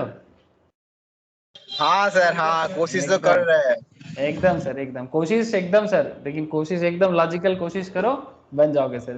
बिलियनियर ट्रिलियनियर सब बनो सर, मेरा इच्छा तो नहीं बहुत है। सर, बिलियनियर के बाद बिलियनियर होगा, फिर तो ट्रिलियनियर होता है। अच्छा ठीक है, नहीं मैं तुमको बिलियनियर ही बोल दिया, मिलियनियर तो मैं लिया ही नहीं। ठीक है, लीजिए सर। तो सर देखो, primary movement is the main trend. Okay, मैं क्यों बोला आपको कि थ्योरी को थ्योरी नहीं समझना है, बिकॉज आप मजाक नहीं कर रहे। आप कभी भी वॉरेन बफेट की लाइफ पढ़ो, ठीक है, आपको पता चलेगा कि वॉरेन बफेट कितना पढ़ाई करता है। आज भी 90 ईयर्स एज में डेली 1500 पेज उनके लिए, हम लोग के एज में तो नॉर्मल बात था। हम लोग एक पेज पढ़ते हैं थक जाते हैं, बट उनको जानने का और इंफॉर्मेशन लेने का इतना जज्बा। इवन झुंझुनवाला, राकेश झुंझुनवाला जो इंडियन वॉरेन बफेट कहलाते हैं, वो भी बहुत पढ़ते हैं सर। पढ़ाई का मतलब क्या है, पढ़ाई का मतलब क्या बुकिश नॉलेज नहीं, you have to get information. आपको मार्केट को समझना है, उसके लिए आपको हर एक इंपॉर्टेंट बातें, हर एक अनइंपॉर्टेंट बातें, इवन यहाँ पर अनइंपॉर्टेंट बात भी बहुत इंपॉर्टेंट होता है। सर ये क्या बात हो गया, इंपॉर्टेंट बात भी इंपॉर्टेंट है और अनइंपॉर्टेंट बात भी इंपॉर्टेंट है। Yes, unimportant points is also important here. Market कई बार विदाउट एनी रीजन मूवमेंट करता है, आप लोगों को पता होगा। विदाउट एनी रीजन भी मार्केट में मूवमेंट होता है, जो नॉर्मली अनइंपॉर्टेंट बात है, बट फिर भी आपको पता होना चाहिए, पता होना चाहिए। तो एग्जैक्टली चलो सर धीरे धीरे आगे और भी बातें करेंगे। तो the primary movement is the main trend of the market which last from 1 year to 36 months. Sir एक साल से 36 महीने तक, मतलब 3 साल तक प्राइमरी मूवमेंट काम करता है। एक साल से 3 साल तक, आपको समझ में आ रहा है सर? प्राइमरी मूवमेंट इसकी मतलब काम करता है। जैसे मैंने आपको बोला ना टाटा मोटर्स का, देखो ऐसे आप बहुत लोगों के पास टाटा मोटर्स है, 5 साल में देखोगे आपको थोड़ा सा, देखो सर अप डाउन दिखेगा, बट अगर मैं आपको लास्ट 1 ईयर या फिर लास्ट 3 ईयर से आगे देखोगे तो 1 ईयर का डेटा से आपको थोड़ा अच्छे से समझ में आ जाएगा। ये देखो सर, कहाँ था स्टॉक का प्राइस, 100 के आसपास, ऑलमोस्ट 100 से ये स्टॉक आज 500 के आसपास ट्रेड कर रहा है विद इन 1 ईयर। आप इसका परसेंटेज रिटर्न देख रहे हो सर, कितना रिटर्न दिया, किसके पास स्टॉक है, कौन कौन होल्ड कर रहा है, नॉट इंपॉर्टेंट। इंपॉर्टेंट है आप मार्केट को समझो। सर अब देखो बात कि ये प्राइमरी मूवमेंट के कारण ऐसा होता है कि ये एक स्टॉक प्राइमरी जो रीजन है, प्राइमरी रीजन पे एक स्टॉक का मूवमेंट क्यों एक साल में 100 से 500 तक पहुंचता है। और भी स्टॉक है, और भी स्टॉक है, मैं स्टॉक का नाम गिनाना नहीं चाहता आपको, there are lots of stock. Sumit को भी बताए ना, सुमित अभी लाइन लगा देगा। हाँ सुमित, तो लाइन लगा देगा अभी। অলরেডি 30 থেকে 40টা আছে এরকম স্টক। सुमित अभी लाइन लगाएगा, मेरे को पता है, इसलिए मैं सुमित को पूछ नहीं रहा हूँ कि दादा टाटा मोटर्स छोड़ो अब ये बताओ। ऐसे कुछ नाम बता दे, तेरे मन को थोड़ा शांति मिलेगा। बोल बोल। একটা বললাম আইআরসিটিসি, তারপরে आईआरसीटीसी, हाँ बोल, हाँ बोल बोल। আরবি, আরো ছোট आरबीएनएल, আরো ছোট ছোট স্টক চাও, Yes Bank, Yes Bank, performance. Yes Bank खरीद लो सर, यस बैंक बहुत कुछ करने वाला है। हाँ बोलो। মোটামুটি 16 টাকা টার্গেট দিয়েছিল। हाँ यस बैंक बहुत बहुत दूर जाने वाला है, यस बैंक खरीद लो। লং টার্মে তো আমি অনেকবার বলেছি, অনেকবার ইয়েস ব্যাংক, यस অনেকবার। बैंक खरीद लो sir, Yes Bank long term के लिए खरीद के रख लो, करोड़पति बन जाओगे, मजाक नहीं कर रहे हैं। तो कर दे भी थे और सेल भी कर दिए, हाँ हाँ कर दे भी थे और सेल। बात समझ नहीं आ रहा, एक बार बोल। सर 10 समथिंग में कर देते सर, और 13 पॉइंट समथिंग में बेच दिए। बेच क्यों दिया? अरे अभी बेचने लायक ये है ही नहीं। अरे ठीक है, हमको पता चलता है, हमको मेरा प्रॉफिट हुआ बेच दिए, फिर ले अच्छा लेंगे ठीक है, और क्या। ठीक है फिर से ले लेना, बट बाद में पछतावा आएगा। हाँ बोलो सर बोलो। इसको तो 18 में रुपया में हमको 5,000 पीस खरीदा हुआ है, 18 में 18 रुपया में। आपका लॉस है अभी। हाँ लॉस तो है, ठीक है कोई लेकिन दिक्कत लॉन्ग नहीं टर्म के लिए है, अरे पड़ा हुआ है ठीक है, ना। हाँ चुपचाप रख दो, कुछ नहीं करना अभी। 18 क्यों, अगर अभी चुपचाप रख लो, एकदम आंख बंद करके रख लो, भूल जाओ इसको अभी, बस ट्रैक करते रहना। ये इंडिया है, एक सिंपल सा फंडामेंटल बता रहा हूँ, इंडिया में बैंकिंग सिस्टम फेलियर नहीं करने वाला सर। यस बैंक ऐसे तो प्राइवेट कंट्रोल्ड है, ठीक है, बट आरबीआई इंडिया में बैंकिंग सिस्टम को फेलियर नहीं होने देगा, ठीक है, पहला बात। दूसरा बात, धीरे धीरे इसका फाइनेंशियल कंडीशन में इंप्रूवमेंट आ रहा है, मैं आपको फंडामेंटल्स ही बोल दे रहा हूँ अभी, ठीक है। ऐसे इसका डिस्कशन मैं कल के क्लास में चर्चा करने वाला हूँ, मतलब कल का फंडामेंटल में चर्चा करने वाला हूँ यस बैंक के बारे में, लेकिन फिर भी बात उठा तो मैं बोल रहा हूँ, ठीक है। इसका रिसेंट लेवल में सबसे बड़ा क्या है, इसका इनकम में ना बहुत ग्रोथ हुआ है, इसका फाइनेंशियल स्ट्रक्चर में, इसका नेट इनकम में सर धीरे धीरे देखो 16,000 करोड़ का लॉस था, वहां से 3,000 करोड़ का लॉस में पहुंचा, 3,500 करोड़ के लॉस में। तो 2022 के अंदर यस बैंक का टारगेट ये है कि वो बैड लोन का जो उसका मेन प्रॉब्लम है, बैंक बिजनेस का सबसे बड़ा प्रॉब्लम ये होता है कि बैड लोन, वो बैड लोन से छुटकारा पाना चाहता है। एनपीए सर, हाँ NPA, very good sir, non performing assets, और टेक्निकली बोलते हैं इसको, टेक्निकल वर्ड है इनका एनपीए, नॉन परफॉर्मिंग एसेट्स। अगर लेमैन के लैंग्वेज में बताऊं तो उसको बोलते हैं बैड लोन, मतलब ऐसा लोन दिया जो वापस नहीं मिलेगा। तो वो धीरे धीरे कम हो जाएगा, तो उसके बाद फ्रेशली ये अपने आप को और बिल्ड करेगा, इसलिए अभी सस्ता चल रहा है, ठीक है। इवन एनालिस्ट भी कुछ नहीं बोल पा रहे हैं। हाँ बोलो बोलो। আরাকানা ফেয়ার আছে দাদা, এটাও নিয়ে রাখতে হবে, করোড়পতি হয়ে যাবে। আইইএক্স, ये क्या कंपनी है, कहाँ से लाता है तो ये सब company? Energy exchange, energy exchange, energy exchange, हाँ अच्छा ऐसा बोलना, एनर्जी एक्सचेंज, एनर्जी एक्सचेंज। ये थोड़ा हायर लेवल में चल रहा है, मुझे ऐसा लग रहा है अभी, ऐसे मुझे इसका फंडामेंटल पता नहीं है, ठीक है, पता करेंगे तो बोलेंगे आप लोगों को, ठीक है। अभी बोला ना मैं सुमित को बोलूंगा तो सुमित लाइन लगाएगा, ठीक है सुमित, तो तसल्ली कर ले, थोड़ा सा हो गया तेरा, चल डाउ थ्योरी बोलने दे मेरे को, नहीं तो डाउ थ्योरी आधा अधूरा रह जाएगा। एलियट वेव भी बताना है थोड़ा सा, वो भी आधा अधूरा रह जाएगा। अच्छा चलो, तो primary movement is the main trend of the market which last from 1 year to 36 months और longer. This trend is commonly called bear और बुल मार्केट। या तो मार्केट डाउन ट्रेंड में जाएगा या तो मार्केट अप ट्रेंड में जाएगा। बियर मार्केट मतलब जब मार्केट का मूवमेंट नीचे होता है, मतलब कुछ भी कर लो मार्केट अप नहीं होता। अच्छा ऐसा कोई स्टॉक का नाम बता दे सर, हाँ कुछ भी कर रहा है बट मार्केट अप नहीं हो रहा है, ये तो कुछ कोई बता। ওই তো তোমার মাজাগন, हाँ কি ডগের একটা ফেয়ার আছে না, মাজাগন ডগ না কি, मैजागन, मैजागन, अच्छा मैजागन, मैजागन डॉक, यस ये डॉक शिप बिल्डर्स कंपनी है। ডিভিডেন্ড দিয়েছে, 7 টাকা ডিভিডেন্ড পেয়েছি আমি। हाँ एक्चुअली वो उसका पैसा कहीं पर देना है उसको, समझ नहीं आ रहा है, इसलिए लास्ट 1 मंथ में ये डाउन जा रहा है। नहीं 1 मंथ में तो डाउन नहीं गया, 5 साल में नहीं, इतना भी इतना डाउन मूवमेंट नहीं है सुमित इसका, मैजागन डॉक का। दूसरा और कोई कंपनी जो मार्केट डाउन जा रहा है, ऐसा कोई कंपनी ढूंढ के बताओ लास्ट 1 साल से 2 साल से, अगर किसी को पता है तो बोल सकते हो। हाँ डीएचएफएल, हाँ DHFL, हाँ दीवान हाउसिंग, हाँ ये हो सकता है, ये हो सकता है, दीवान हाउसिंग, DHFL, दीवान हाउसिंग फाइनेंशियल कॉर्पोरेशन लिमिटेड। हाँ हाँ दीवान हाउसिंग, ये हो सकता है। ये देखो इसका तो चार्ट ही नहीं है, ये खराब हालत है सर, 1 साल से, 1 साल से खराब हालत है, अभी तो ट्रेड ही नहीं हो रहा है। हाउसिंग सेक्टर में टॉप 5 में से आता था पहले। यस सर, हाउसिंग सेक्टर्स में टॉप में आता था, यस, बट अभी सिचुएशन अच्छा नहीं है, बहुत सारा बैड लोन के कारण हुआ है, इसका भी अलग अलग रीजन है। চাকরি নেই, हाँ नहीं, 1 डे का कोई चार्ट नहीं है, इवन 1 मंथ का भी चार्ट अवेलेबल नहीं है। 5 साल का चार्ट है, ये देखो, देखा, समझ में आ रहा है सर? मार्केट में आपको हर तरह का India bulls housing finance, India bull का नहीं, वो सिचुएशंस अच्छा है कंपैरेटिवली, रिसेंटली उसका ग्रोथ भी हुआ है। इंडिया बुल का रिसेंट ग्रोथ भी हुआ है। मेरे को कोई पूछा था, मैं बोला था इंडिया, क्या स्पेलिंग होगा, गलत क्या हो रहा है क्या? इंडिया बुल INDIAN होगा, INDIAN, INDIAN, हाँ, BULLS। इंडियन बुल्स दिखा क्या नहीं रहा? 100 হবে দাদা, 100 হবে इंडिया बुल। सॉरी, हाँ मिल गया, ये वाला ना, इंडिया बुल रियल एस्टेट या हाउसिंग? इंडिया बुल्स होगा, रियल एस्टेट आ गया तो हाउसिंग फाइनेंस होगा।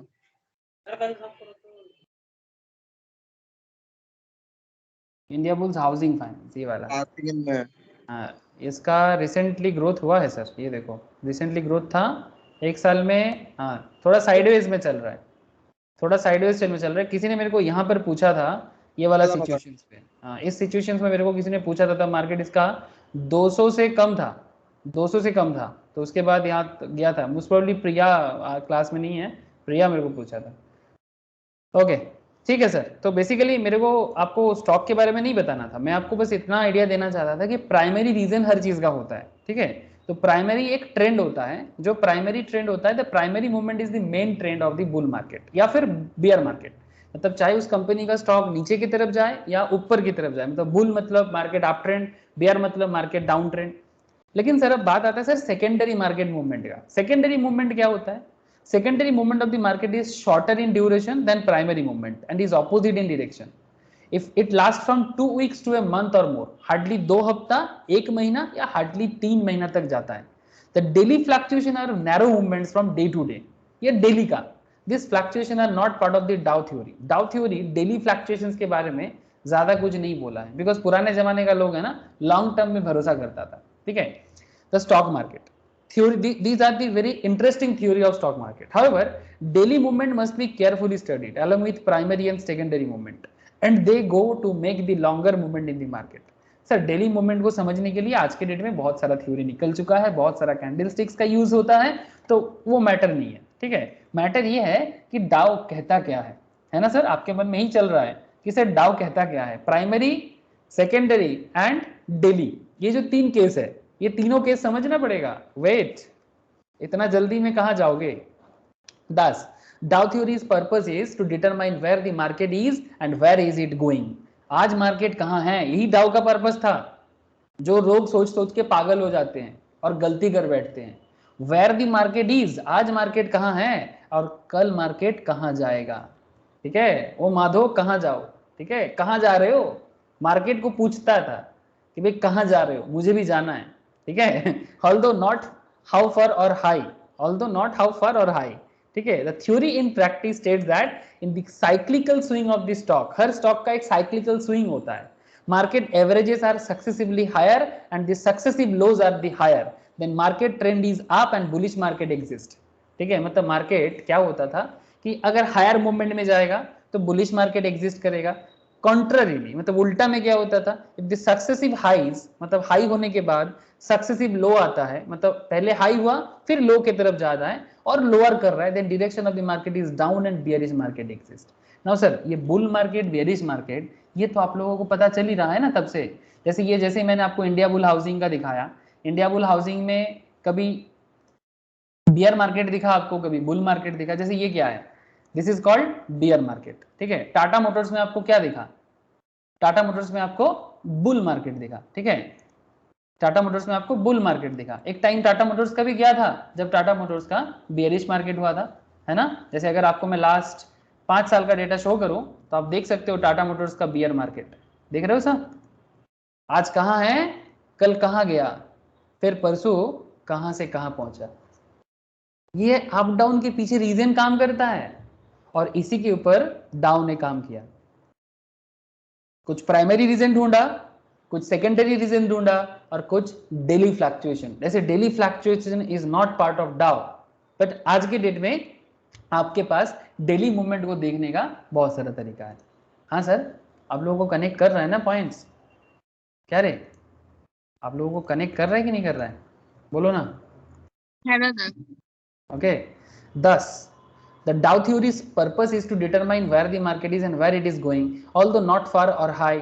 तो basically point is very simple कि bull market, bear market exist करेगा कि नहीं करेगा, आज कहाँ है कल कहाँ जाएगा, इसके लिए डाउ ने लंबा चौड़ा कहानी सुनाया है और कहानी के पीछे ग्राफ का मूवमेंट भी आपको बताया है। चार्ल्स डाउ, ये जो इनका नाम था डाउ का, चार्ल्स डाउ proposed that primary uptrend would have 3 moves up, and first one being caused by accumulation of shares. Wait sir, actually बहुत इंटरेस्टिंग पॉइंट है, याद रखिएगा। accumulation of shares by farsighted knowledgeable investors जो होते हैं ना सर, वो एक्चुअली प्राइमरी मार्केट में ही, मतलब जिसको हम लोग, इसको प्राइमरी मार्केट नहीं बोलेंगे, प्राइमरी मूवमेंट बोलेंगे। प्राइमरी मार्केट वो जो आईपीओ मार्केट के साथ कनेक्टेड एक पॉइंट है, ठीक है? Primary market, secondary market, that's a different thing, confuse मत होइएगा, वो बेसिक्स ऑफ शेयर मार्केट है, ठीक है? वो उसमें प्राइमरी मार्केट, सेकेंडरी मार्केट होता है, but this is called primary up trend और primary down trend. Okay, Charles Dow proposed the primary uptrend would have 3 moves up. The first one being caused by accumulation of shares. कौन लेता है? accumulate करने का मतलब क्या? accumulation का क्या मतलब होता है बताओ ना? इकट्ठा करना। हाँ सर बोलो। इकट्ठा करना। हाँ मतलब सब अपने अंदर ले लेना, ठीक है? जुगाड़ करके सब संभाल लेना, accumulate करना, प्लस करते जाना, सिंपल बात है। खरीदना, इन सिंपल खरीदना, स्टॉक खरीदते जाओ, ठीक है? Accumulation of share by foresighted knowledgeable investors जो होते हैं ना, वो प्राइमरी मूवमेंट में काम करता है, प्राइमरी ट्रेंड में काम करता है। जिसके पास नॉलेज है वही तो पैसा वाला तभी बन जाता है ना, कि if you have a knowledge, आपको नॉलेज के ऊपर बेस करके आप बहुत ही शॉर्ट टाइम पीरियड में समझ सकते हो कि भाई आगे क्या होने वाला है। तो प्राइमरी मूवमेंट जो पहचान लिया वो बनेगा सर, वही बनेगा बिलियनियर मिलियनियर, ठीक है? And second move would be caused by the arrival of the first report. क्या report? Of good earnings by corporations. मतलब जो कंपनी है उसके बारे में मार्केट में खबर आता है, उसके बारे में मार्केट में खबर आता है। क्या खबर आता है? कि मार्केट अच्छा अर्निंग करेगा, ठीक है? This is a fundamental concept, this is a fundamental concept, लेकिन point to be noted, fundamental concept ही है जो टेक्निकल लेवल में मार्केट को हिलाता रहता है। फंडामेंटल कॉन्सेप्ट ही है जो टेक्निकल लेवल में मार्केट में अप डाउन कराता रहता है। ऑलवेज रिमेंबर, जब खबर कुछ नहीं होता तो वो नॉर्मल लेवल में काम करता है। कुछ कुछ चीजें क्या होता है, खबर में काम करते हैं, कुछ चीजें बिना खबर में काम करता है, बट काम करेगा, ठीक है? तो point is very simple, but खबर वगैरह जब होता है ना तो ट्रेंड क्रिएट होता है, या तो पॉजिटिव न्यूज या तो नेगेटिव न्यूज, या तो पॉजिटिव मूवमेंट या तो नेगेटिव मूवमेंट। तो सेकेंड मूवमेंट जो है ना सर, ये एक्चुअली वो लोग हैं जिनको खबर कान में आने से वो मार्केट में हलचल मचाएगा, खरीदने के लिए सोचेगा। कुछ समझ में आया सर? जैसे अगर मैं आपको टाटा मोटर्स में फंडामेंटल्स तब से बोल रहा था, टाटा मोटर्स में जो लोग 1 साल से इन्वेस्ट करके रखा है, रोशनी आप लोगों को तो पता होगा टाटा मोटर्स में कितना पुराना बात है हम लोगों का। अरे रोशनी है, ज्योति है ना? या फिर अगर मैं आपको और एक कंपनी का नाम मुझे याद आ गया, कैम्स, या फिर और एक कंपनी का नाम कैम्स के साथ ही आया था। ये म्यूचुअल फंड कंपनीज को क्या करता है, म्यूचुअल फंड का डेटाबेस मैनेजमेंट कंपनी है, ठीक है? जो इंडिया में जो म्यूचुअल फंड का डेटा मैनेज किया जाता है वो कंप्यूटर एज मैनेजमेंट सर्विस करता है। ये मोस्ट प्रोबेबली कितना दिन हो गया, 1 साल हुआ ना इसका आईपीओ आके? आया था सर? हाँ सर। हाँ आया था सर, 1200 समथिंग ऐसा कुछ दाम पे आया था और 1400 में लिस्टेड हुआ था, ठीक है? 1400 समथिंग में ऑलमोस्ट लिस्टेड हुआ था। ये देखो उसके बाद थोड़ा सा डाउन में गया था और ये देखो आज इस स्टॉक का valuation, this is the camps, ठीक है? तो सर ऐसे बहुत सारा है, मैं बस एक एग्जांपल के तौर पे उठाया। तो सर मेरा कहने का मतलब, हाँ ये CDSL है, यस मैं बोला ना बहुत सारा है, बस मेरे दिमाग में जो आ जाता है वही मैं आपको थोड़ा दिखा देता हूँ। तो कहने का मतलब है कि ये जो 1200 से इसका जर्नी 1 साल में चालू हुआ, आप देख सकते हो कि क्या रिटर्न इसने जनरेट किया 1 साल में, ठीक है? आज के डेट में ये 3074 के आसपास के दाम में चल रहा है, थोड़ा हाई चल रहा था, रिसेंटली थोड़ा डाउन ट्रेंड इसका हुआ है। अब कहने का मतलब क्या है सर? कहने का मतलब बड़ा सिंपल है कि जब ये कैम्प्स जिसने भी लिया था, जब इसका स्टार्टिंग मूवमेंट था, वो एक्चुअली जानकार लोग थे, वो नॉलेजेबल लोग थे। बट बाद में जो लोग लिया ना, जब इसके बारे में कुछ खबर हुआ, जैसे कि आप टाटा मोटर्स में भी देखो, जो लोग टाटा मोटर्स को 100 के रेंज पे परचेस किया था 1 ईयर बैक, उनको वो जानकार थे कि टाटा मोटर्स मूव करेगा, प्राइमरी रीजन पता था उनको। बट कुछ लोग हैं जो बाद में टाटा मोटर्स का रिपोर्ट के बारे में देखा, एनुअल रिपोर्ट रिलीज हुआ, फाइनेंशियल खबर मार्केट में फैल गया, तब उन लोगों को लगा पॉजिटिव रिपोर्ट है, चलो खरीदते हैं। आपको समझ में आ रहा है? और ये सभी चीजें अल्टीमेटली स्टॉक को क्या करता है? स्टॉक को क्या करता है सर? प्राइमरी रीजन तो एक होता ही है जो मूवमेंट का सबसे मेन रीजन है। प्राइमरी के बाद सेकेंडरी रीजन क्या करता है? स्टॉक को और बुलिश बनाते हैं। हाँ सर, समझ में कुछ आ रहा है? सेकेंडरी रीजन जब मार्केट में किसी कंपनी के बारे में पॉजिटिव न्यूज आता है, जैसे येस बैंक, आप देखो ना कुछ दिन बाद क्या होता है, येस बैंक में मूवमेंट चालू होगा, मुझे ऐसा लग रहा है। ठीक है, स्लो मूवमेंट करेगा, बहुत लंबा मूवमेंट नहीं करेगा, बट करेगा। तो सेकेंडरी रीजन एक आएगा। ठीक है, तो सेकेंडरी रीजन जब पॉजिटिव न्यूज वगैरह रहता है, उसके बाद एक क्या होता है, कंपनी के बारे में एक लास्ट मूवमेंट आता है। वो कौन करता है? जो मार्केट में डेली बेसिस में कुछ ना कुछ करता रहता है, उसके लिए रीजन जरूरी नहीं है, वो डेली मार्केट में ट्रेडिंग करना चाहता है, उसको बस डेली प्रॉफिट चाहिए। वो लोग क्या करेगा? जिसके मूवमेंट या ट्रेंड दिखेगा उसमें हलचल चालू करेगा। तो स्टॉक में क्या होता है ना, और बाई आ जाता है। जैसे ही बाई चालू होगा, वो स्टॉक ना एकदम ऑल टाइम हाई तक पहुंच जाता है, और उसके बाद करेक्शन चालू होता है। समझ में कुछ आ रहा है सर? हेलो, बात समझ में आ रहा है? डाउ का बात क्या है? এইটারই তো দাদা এই ফায়দাটা ওই টিভিতে যারা ইয়ে অ্যানালিস্টরা বসে তারা নিয়ে নেয়। हाँ एग्जैक्टली इसी का फायदा उठाते हैं जो एनालिस्ट होते हैं, they know the primary reason, they also know the secondary reason. ठीक है, और बाकी उसके बाद जो मार्केट में हम लोगों को देखने को मिलता है, तब तक देरी हो जाता है मतलब नॉर्मल आदमी, जो आम आदमी होते हैं, वो लास्ट में देखता है। ठीक है, वो बेसिकली लास्ट फेज में हलचल मचाता है, और उनको लगता है कि ये खरीद लो, वो खरीद लो, वो खरीद लो। अरे उस तक सब देरी हो गया। हाँ তখনই बोलो। ফল করে। हाँ बोलो सर। ठीक है, तो एग्जैक्टली यही डाउ का कॉन्सेप्ट है। तो आप नॉलेजेबल बनो तो आप प्राइमरी लेवल में रहोगे, और प्राइमरी लेवल वाले ही तो है ना जो मार्केट को गिरा सकता है। मार्केट को गिराता कौन है? मार्केट जो अप ट्रेंड में था उसको डाउन ट्रेंड में कौन गिराएगा? मार्केट अप ट्रेंड में है, उसको डाउन में कौन लाएगा? प्राइमरी लोग वाले, जो प्राइमरी टाइम पे नॉलेजेबल इन्वेस्टर्स है ना, वो उस टाइम पे परचेस किया था, ऑलमोस्ट 1 ईयर होल्ड करके रखा। जैसे ही उन लोगों ने देख लिया ना कि मार्केट में अभी हाईएस्ट मूवमेंट आना चालू हो गया, अब वो लोग क्या करेगा? देखना टाटा मोटर्स में तो कुछ दिन बाद चालू हो जाएगा, टाटा मोटर्स फिर से डाउन जाएगा, बिकॉज लोग प्रॉफिट बुक करेगा कौन? जो प्राइमरी लेवल पे स्टार्ट किया था। ज्यादातर केस में इंस्टीट्यूशनल इन्वेस्टर्स वगैरह इसमें होता है। ठीक है, FII, DII, झुंझुन वाला टाइप ऑफ इन्वेस्टर्स, या फिर एनी पर्सन जो नॉलेजेबल है, जो सही टाइम पे परचेस करना जानता है। टाइमिंग्स का खेल है सर, टाइमिंग्स का। क्रिकेट खेला देखते हो ना आप लोग? अरे आप लोग क्रिकेट देखते हो कि नहीं देखते? 2 मिनट बोलो ना, ऐसे आप लोग जानते हो कि क्रिकेट का एग्जाम्पल चलता है थोड़ा। विराट कोहली को पसंद करते हो? सर विराट कोहली का नाम इसलिए नहीं लिया कि विराट कोहली अच्छा प्लेयर है, इसलिए नहीं। विराट कोहली एक टॉप क्लास बैट्समैन है। क्यों है जानते हो? किसी को पता है? अरे बोलो ना, विराट कोहली क्यों टॉप क्लास बैट्समैन है? बिकॉज वो बॉल को बहुत अच्छे से पढ़ सकता है, और इतना पहले पढ़ सकता है कि वो टाइमिंग कर सकता है। यही एक बड़ा बैट्समैन का पहचान होता है। Just like a share market. Share market में अगर आप प्राइमरी लेवल को समझ जाते हो ना, जितना जल्दी आप समझ पाओगे उतना प्रॉफिटेबल आप रहोगे। जैसे विराट कोहली, रोहित शर्मा, उसको तो और ज्यादा टाइम मिलता है, थोड़ा पेशेंस की कमती है उसमें। विराट कोहली को थोड़ा पेशेंस ज्यादा है, इसलिए ज्यादा सक्सेसफुल बना है। बट रोहित शर्मा विराट कोहली से भी टैलेंटेड है। वो इतना प्राइमरी लेवल में बॉल को पढ़ सकता है, इसीलिए वो बैट खड़ा होकर छक्का लगाता है, और कोई नहीं लगा सकता ऐसा छक्का। बहुत कम प्लेयर है। एबी डिविलियर्स का नाम ले सकते हो, साउथ अफ्रीका का फॉर्मर प्लेयर। मतलब जिनके पास, जो बहुत कम समय में काम कर सकता है। और जो लोग थोड़ा लेट पकड़ते हैं उनका खेलने का ढंग अलग होता है, सक्सेस भी उनको थोड़ा देरी में मिलता है। जैसे धोनी उतना अच्छा स्ट्राइकर, मतलब उतना जल्दी नहीं पकड़ पाता था, बट धोनी का अलग ही लेवल है, जिसका जो स्ट्रेंथ है उस स्ट्रेंथ में खेलना चाहिए। बट एक ग्रेट बैट्समैन का जो बात होता है, I hope you all understand. ठीक है, तो जैसे सचिन का भी वही बात हुआ करता था। तो कहने का मतलब बड़ा सिंपल है सर, कि अगर आप मार्केट से पैसा सच में कमाना चाहते हो, सच में मिलीनियर बिलीनियर बनना चाहते हो, you have to understand that primary level first. Sir इसके लिए फंडामेंटल स्ट्रांग होना बहुत जरूरी है, fundamental of stock market.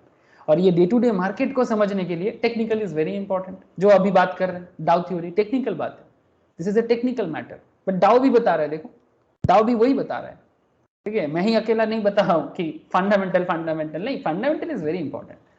So second move would be caused by the arrival of the first report of good earnings by corporation, and the last move up would be the caused by widespread report of financial well-being of corporation। जब पूरा market में फैल जाता है ना कि भाई क्या हुआ है मार्केट में, the third stage would also see rampant speculation in the market। ये तीसरा जो मूवमेंट है ना, इसी में मार्केट में स्पेकुलेशन चालू होता है। कुछ समझ में आ रहा है सर? ये जो स्टॉक मार्केट के लोग स्पेकुलेट बोलते हैं ना, जुआ बोल देते हैं, क्यों नहीं बोलेगा? बिकॉज ये थर्ड स्टेज में एक ऐसा भीड़ इकट्ठा होता है जो मार्केट में उस जुआ में कभी अच्छा मार्केट अगर उसका किस्मत अच्छा चले, जैसे मार्केट का भी किस्मत अच्छा चल रहा है, बहुत लोग बहुत पॉजिटिव फील कर रहे हैं, अरे भाई मैंने ये कमाया, मैंने वो कमाया। बट असली कमाई तो तब समझ में आएगा जब सिचुएशन आपके साथ नहीं रहेगा, जब किस्मत आपके साथ नहीं रहेगा, तब समझ में आएगा कि उस घड़ी में आप क्या करते हो। बात कुछ समझ में आया सर? मतलब सिंपल सा सवाल है कि जब जिंदगी आपका परीक्षा लेता है, उस टाइम पे आपका बिहेवियर क्या होता है, उसमें समझ आता है कि आप कितना बड़ा योद्धा हो। जब किस्मत आपके साथ हो तब कैसे पता चलेगा? किस्मत तो हमेशा साथ नहीं रहता ना सर, भाग्य जिसको हम लोग बोलते हैं। तो ये पीरियड जो है ना, third period, it's a very, बहुत सावधानी मानना चाहिए इस पीरियड में। इट्स अ स्पेकुलेशन मार्केट बन जाता है ये। Towards the end of the third stage the far sighted investors, मतलब जो एकदम स्टार्टिंग में देख लिया था, realizing that the high earning levels may not be sustained. अब ये ऑल टाइम हाई पहुंच गया, ये बहुत देर तक टिकने वाला नहीं है। अब क्या करेगा? वुड स्टार्ट सेलिंग, वो बेचना चालू कर देगा स्टॉक, और मार्केट धड़ाधड़ गिरना चालू करेगा। इसको हम लोग क्या बोलते हैं मार्केट में? इसको मार्केट में क्या बोलते हैं? बोलो ना। मार्केट में इसका एक लैंग्वेज यूज करते हैं, क्या बोलते हैं हम लोग? मार्केट करेक्ट कर रहा है, करेक्शन चलेगा। हाँ सर, है ना? दिस इज कॉल्ड करेक्शन, जो हम लोग यूज करते हैं रेगुलरली। किसके कारण होता है? अरे वो जो लोग एकदम फार साइटेड, जो बहुत पहले देख लिया था मार्केट को, वो लोग सेल करना चालू कर देगा। Starting the first move down of A down trend, अब उसमें चालू होता है मार्केट डाउन होने का पहला movement. And as the non sustainability of high earnings, अब जैसे देखो बड़ा बड़ा इन्वेस्टर्स, जो नॉलेजेबल इन्वेस्टर्स, एफआईआई मतलब फॉरेन इंस्टीट्यूशनल इन्वेस्टर्स, मतलब foreign mutual fund companies, India का डोमेस्टिक इंस्टीट्यूशनल मतलब Indian mutual fund companies, asset management companies, Jhunjhunwala types of companies, समझ रहे हो ना? राकेश झुंझुनवाला टाइप्स, विजय अग्रवाल टाइप्स, मतलब इस तरह का, विजय केडिया, ठीक है, इस तरह का जो टॉप लेवल इन्वेस्टर्स है, ये लोग जैसे मार्केट को छोड़ना चालू करेगा तो वो नॉन सस्टेनेबल हो जाएगा। मार्केट में जो उसका दाम था वो सस्टेन नहीं करेगा, and high earnings is confirmed. ठीक है, हाई अर्निंग कंफर्म्ड हो गया और नहीं रहेगा। अब second move down would be initiated and then third move down would result from distressed selling in the market. Market में एकदम डिस्ट्रेस हो जाएगा, मतलब वो सेल, इतना सेल होगा उसमें कि उस स्टॉक में आपको अभी कुछ मूवमेंट नहीं दिखेगा, फिर चालू होगा। ये एक साइकिल है, ये एक साइकिल है। ये जो मैं आपको बोला ना कि पहले मूव कैसे करेगा फिर डाउन कैसे होगा, ये एक साइकिल है। समझ में कुछ आ रहा है? जैसे अगर मैं आपको टाटा मोटर्स का ही बात कर ले रहा हूं एक बार, बिकॉज टाटा मोटर्स का जस्ट एक बार देखो, ये एक टाइम पीरियड था जिस टाइम पे टाटा मोटर्स का डाउन मूवमेंट चालू हुआ था। अगर मैं आपको डेट वाइज दिखाऊं, ये कई बार सालों तक चलता है। 2016 से देखो टाटा मोटर्स कैसे डाउन होना चालू हुआ, दिखाई दे रहा है क्या आप लोगों को? हाँ सर, बिकॉज इसके बिजनेस का फंडामेंटल्स में कुछ प्रॉब्लम हो गया था, स्पेशली इनका जो फॉरेन ब्रांड है ना, लैंड रोवर एंड जैगुआर, इनमें बड़ा लॉस चल रहा था। ठीक है, कई बार बीच बीच में थोड़ा सा मूवमेंट आप किया है, but long term point of view में अगर आप देखो, ये कहां जाके रुका था? 109 में, मतलब ये था 2017 से 16 से लेके 19, 3 साल का लंबा, 3 साल का लंबा क्या बेयरिश मूवमेंट, 3 साल का। समझ रहे हो सर? मार्केट बहुत परीक्षा लेता है, अगर आपके अंदर नॉलेज है तो आप मार्केट मूवमेंट को समझ पाओगे। इसीलिए मैं फंडामेंटल टेक्निकल दोनों में दम रखने बोलता हूं, तो आप सच में समझ पाओगे। लेकिन अब बात समझो, जिन्होंने ये मूवमेंट पढ़ लिया था कि भाई ये 100 स्टॉक मतलब जो है ये अंडर वैल्यू है टाटा के हिसाब से, कुछ ज्यादा ही सेल का प्रेशर हो गया, मतलब सेल प्रेशर टू मच हो गया यहां पर, टाटा जैसे ब्रांड के लिए ये शोभा नहीं देता, अंडर वैल्यूड हो गया 100 में जाके। तो जिनको नॉलेज है वो क्या करना चालू किया 100 में जाके, अरे बोलो ना, जिनको नॉलेज है वो क्या किया 100 में, भाई পারচেজ করেছে। फिर से बाई करेगा और धीरे धीरे बाई चालू हुआ। और यहाँ पर एक जो आपको कुछ एक्सेप्शनल पॉइंट्स भी दिखेगा, ये सब एक्सेप्शनल एरिया है। जैसे अगर आपको डाउन मूवमेंट दिख रहा है, जस्ट लुक हियर, ये देखो डाउन मूवमेंट, डेट देखो एक बार, किस टाइम का बात कर रहा हूँ, 70 टका में चला गया था टाटा का शेयर। ये कोरोना का फर्स्ट वेव है ग्लोबली, मार्च 2020, इसमें कोई कुछ नहीं कर सकता। ये तो मार्केट को ब्लीड कर देता है, रक्ताक्त। ऐसे मूवमेंट के लिए नॉलेजेबल इन्वेस्टर्स को रेडी रहना चाहिए। और कितना गिरता टाटा मोटर्स, इतना बड़ा कंपनी, वर्ल्ड वाइड इतना इसका डाइवर्स इसका business structure, world international brand है, इंडिया में मार्केट है, 70 टका एक शेयर का दाम शोभा देता है। बढ़ना इसका मुमकिन था, नामुमकिन नहीं, मतलब बढ़ना इसका हकीकत था, बढ़ेगा ही। अब जो ये मूवमेंट समझ गया उसको कौन रोके, बस हाथ में पैसा होना चाहिए। इसलिए पैसा होने से ना कुछ खुजलाता है कुछ लोगों का, जानते हो ना, ये शेयर खरीद लेंगे, वो शेयर खरीद लेंगे। अरे भाई, wait for the right time, wait for the right time, वक्त मिलेगा आपको। ये पेशेंस का जगह है। अगर सही टाइम पे सही, पेशेंस का मतलब ये नहीं कि वेट करते करते सो जाओगे, ऐसा नहीं, वेट करते करते सोना नहीं है। पेशेंस मतलब रियल पेशेंस, जो सही परीक्षा लेता है आपका, और सही टाइम पे पैसा का सही इस्तेमाल करोगे। बोलो ना, जो आज अगर किसी ने 1000 शेयर्स टाटा मोटर्स का 70 टका में खरीदा था, आज उसका देखो 1000 शेयर्स का 500 का वैल्यू है। ये सिंपल एग्जांपल दिया आपके, लेकिन ये राइट टाइम पे राइट कॉन्सेप्ट को समझने के लिए। ये एक साइकिल कंप्लीट हुआ था और ये एक न्यू साइकिल चालू हुआ। सर क्या लगता है, सर अभी थोड़ा मूवमेंट रहेगा टाटा का, अभी मूवमेंट रहेगा टाटा का। टाटा का जिस तरह का बिजनेस चल रहा है, रिसेंट मूवमेंट तो ऑलमोस्ट 600 तक जाने वाला है, लेकिन देखो अभी मार्केट में क्या मूवमेंट आता है। ठीक है,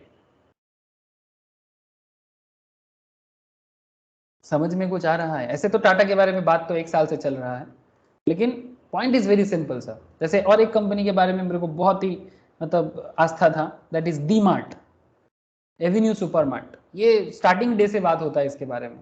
ये स्टॉक 4500 में चल रहा है। अगर आप लोगों में से किसी को पता है सर, 3-3.5 महीने पहले हम लोग इस स्टॉक के बारे में एनालिसिस किया था, याद है क्या? मोस्ट प्रोबेबली 3 मंथ्स होगा, जब इसका दाम चल रहा था 2700 समथिंग। ये टाइम पीरियड में हम लोग बात कर रहे थे। Even fundamental class, most probably basics of stock market में बात किया था मैंने, पूरा केस स्टडीज किया था कि ये क्यों ग्रो करने वाला है। तो इसके पीछे जेन्युइन रीजन था, ऐसा नहीं कि हवा में बोल दिया, नहीं, हवा में कुछ नहीं होता। जेन्युइन रीजन था कि क्यों 2700 का स्टॉक आज 4500 में है। इवन रिसेंटली थोड़ा सा रेक्टिफाई हुआ है, क्योंकि थोड़ा जरूरत से ज्यादा ग्रोथ है इसका, हाई प्राइस है ऑब्वियसली, थोड़ा करेक्शन तो बनता है इसका, मेरे हिसाब से थोड़ा करेक्शन बनता है। तो point is very simple sir, Elliott sorry Dow को अगर समझोगे तो ये तीनों पॉइंट आपको समझना पड़ेगा। लेकिन अभी भी डाउ मैंने कंप्लीट नहीं किया, मैं तो बस आपको बताया डाउ क्या बोलता है। अभी डाउ हुआ नहीं, ये डाउ का पूरा डिटेल्स अभी बाकी है मैंने कुछ नहीं बोला, बस आपको आइडिया दे रहा हूं डाउ के बारे में कि डाउ क्या कहता है। पूरा डाउ पड़ा हुआ है सर। डाउ के बारे में तो आपने सुन लिया, तो थोड़ा एलियट के बारे में सुन लो आज, ठीक है?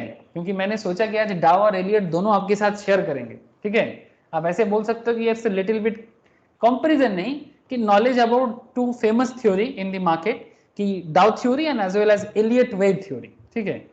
तो मैं थोड़ा सा आज इसलिए क्या करूंगा कि आपको एलियट वेव भी थोड़ा बताऊंगा, ओके सर? फिर मैं आपके साथ डिटेल्स चर्चा करूंगा, डाउ का पूरा डिटेल्स बात करना है, डाउ के बारे में पूरा मार्केट एनालिसिस करना है। ये जो स्टॉक का ट्रेंड देख रहे हो ना, ये देखो एक्यूमुलेशन फेज, मार्कअप डाउन, सब कुछ आपको सीखना पड़ेगा, ठीक है? ये डाउ का पैटर्न्स देखो, ये डाउ का पैटर्न्स पहचानना होता है। I will discuss sir, don't worry. Exactly ये सिप्ला का डिटेल्स एनालिसिस है कि किस तरह से आपको डाउ का एनालिसिस करना है, ठीक है? फिर ये देखो डाउ का ये बॉटम अप, बॉटम डाउन, ऐसा कुछ कॉन्सेप्ट होता है डाउ का, ठीक है? डाउ थ्योरी का। तो I will discuss triple top triple bottom, ठीक है? डोंट वरी, चर्चा बहुत जारी रहेगा। लेकिन उससे पहले एक बार मैं आपसे एलियट वेव के बारे में बात करूं, इसका एक अलग ही डिटेल्स चर्चा है। जैसे डाउ का डिटेल्स चर्चा रहेगा, एलियट वेव का भी डिटेल्स चर्चा रहेगा। फिर बिफोर दैट एक बार एलियट वेव के बारे में कुछ जानकारी लेना चाहिए। इंस्पायर्ड बाय द डाउ थ्योरी, ये डाउ जो है सर हमारा, डाउ से इंस्पायर्ड होके रॉल्फ एलियट ने कुछ फॉर्मूला बनाया। सर आप लोग सुन पा रहे हो कि नहीं, कनेक्टेड हो कि नहीं, और कुछ समझ आ रहा है कि नहीं ये भी बताओ।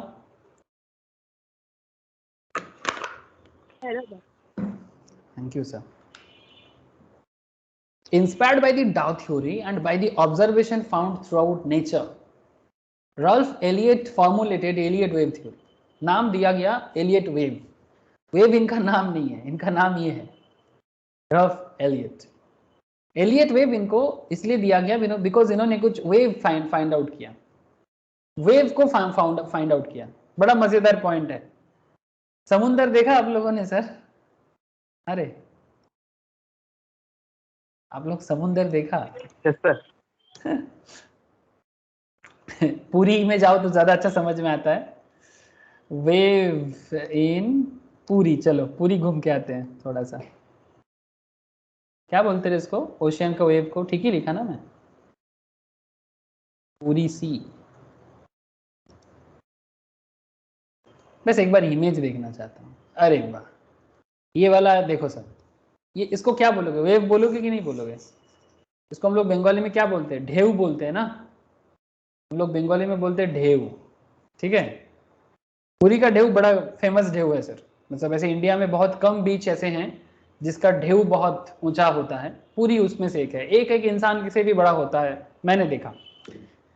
तो सर कहना क्या चाहते हो सर? एग्जैक्टली ये वेव के साथ स्टॉक मार्केट वेव का कनेक्शन है क्या? हाँ एकदम, एलियट वेव का ऑब्जर्वेशन इस वेव के साथ बड़ा कनेक्टेड है।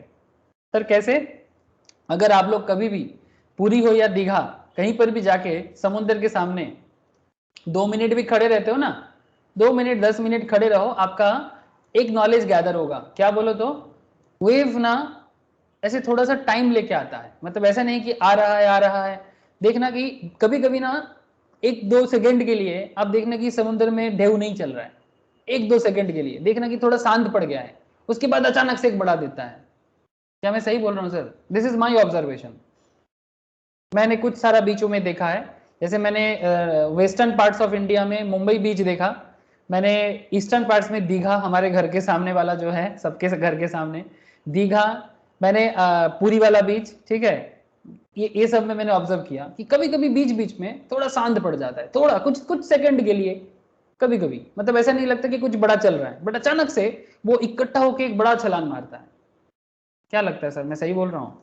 This is my observation, I want to hear from you also. हाँ सर, क्या ऐसा होता है? अरे हाँ ना, कुछ तो बोलो, है ना? कभी कभी हाँ सर। तो बस यही वाला कॉन्सेप्ट आपको एलियट वेव में समझने को मिलेगा। सर आप लोग शायद सोच रहे हो कि सर क्या कहानी पका रहे हो बैठे बैठे। सर 1 मिनट वेट करो, मैं आपको दिखाता हूँ कि मार्केट में क्या एनालिसिस चलता है। Just minute.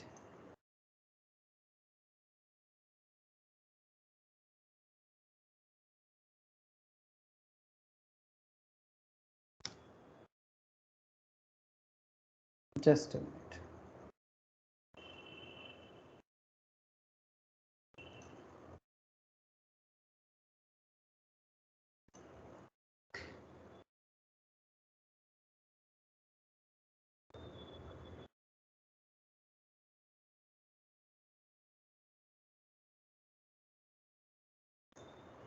एक सेकेंड रुको सर।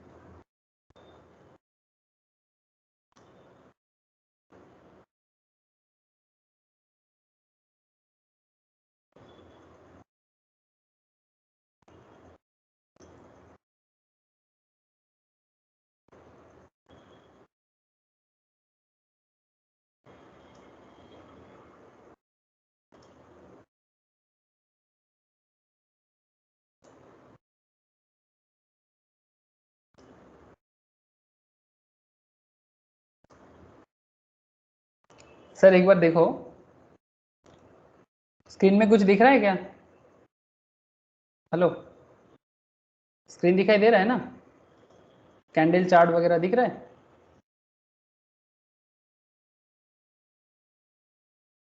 Hello, Yes.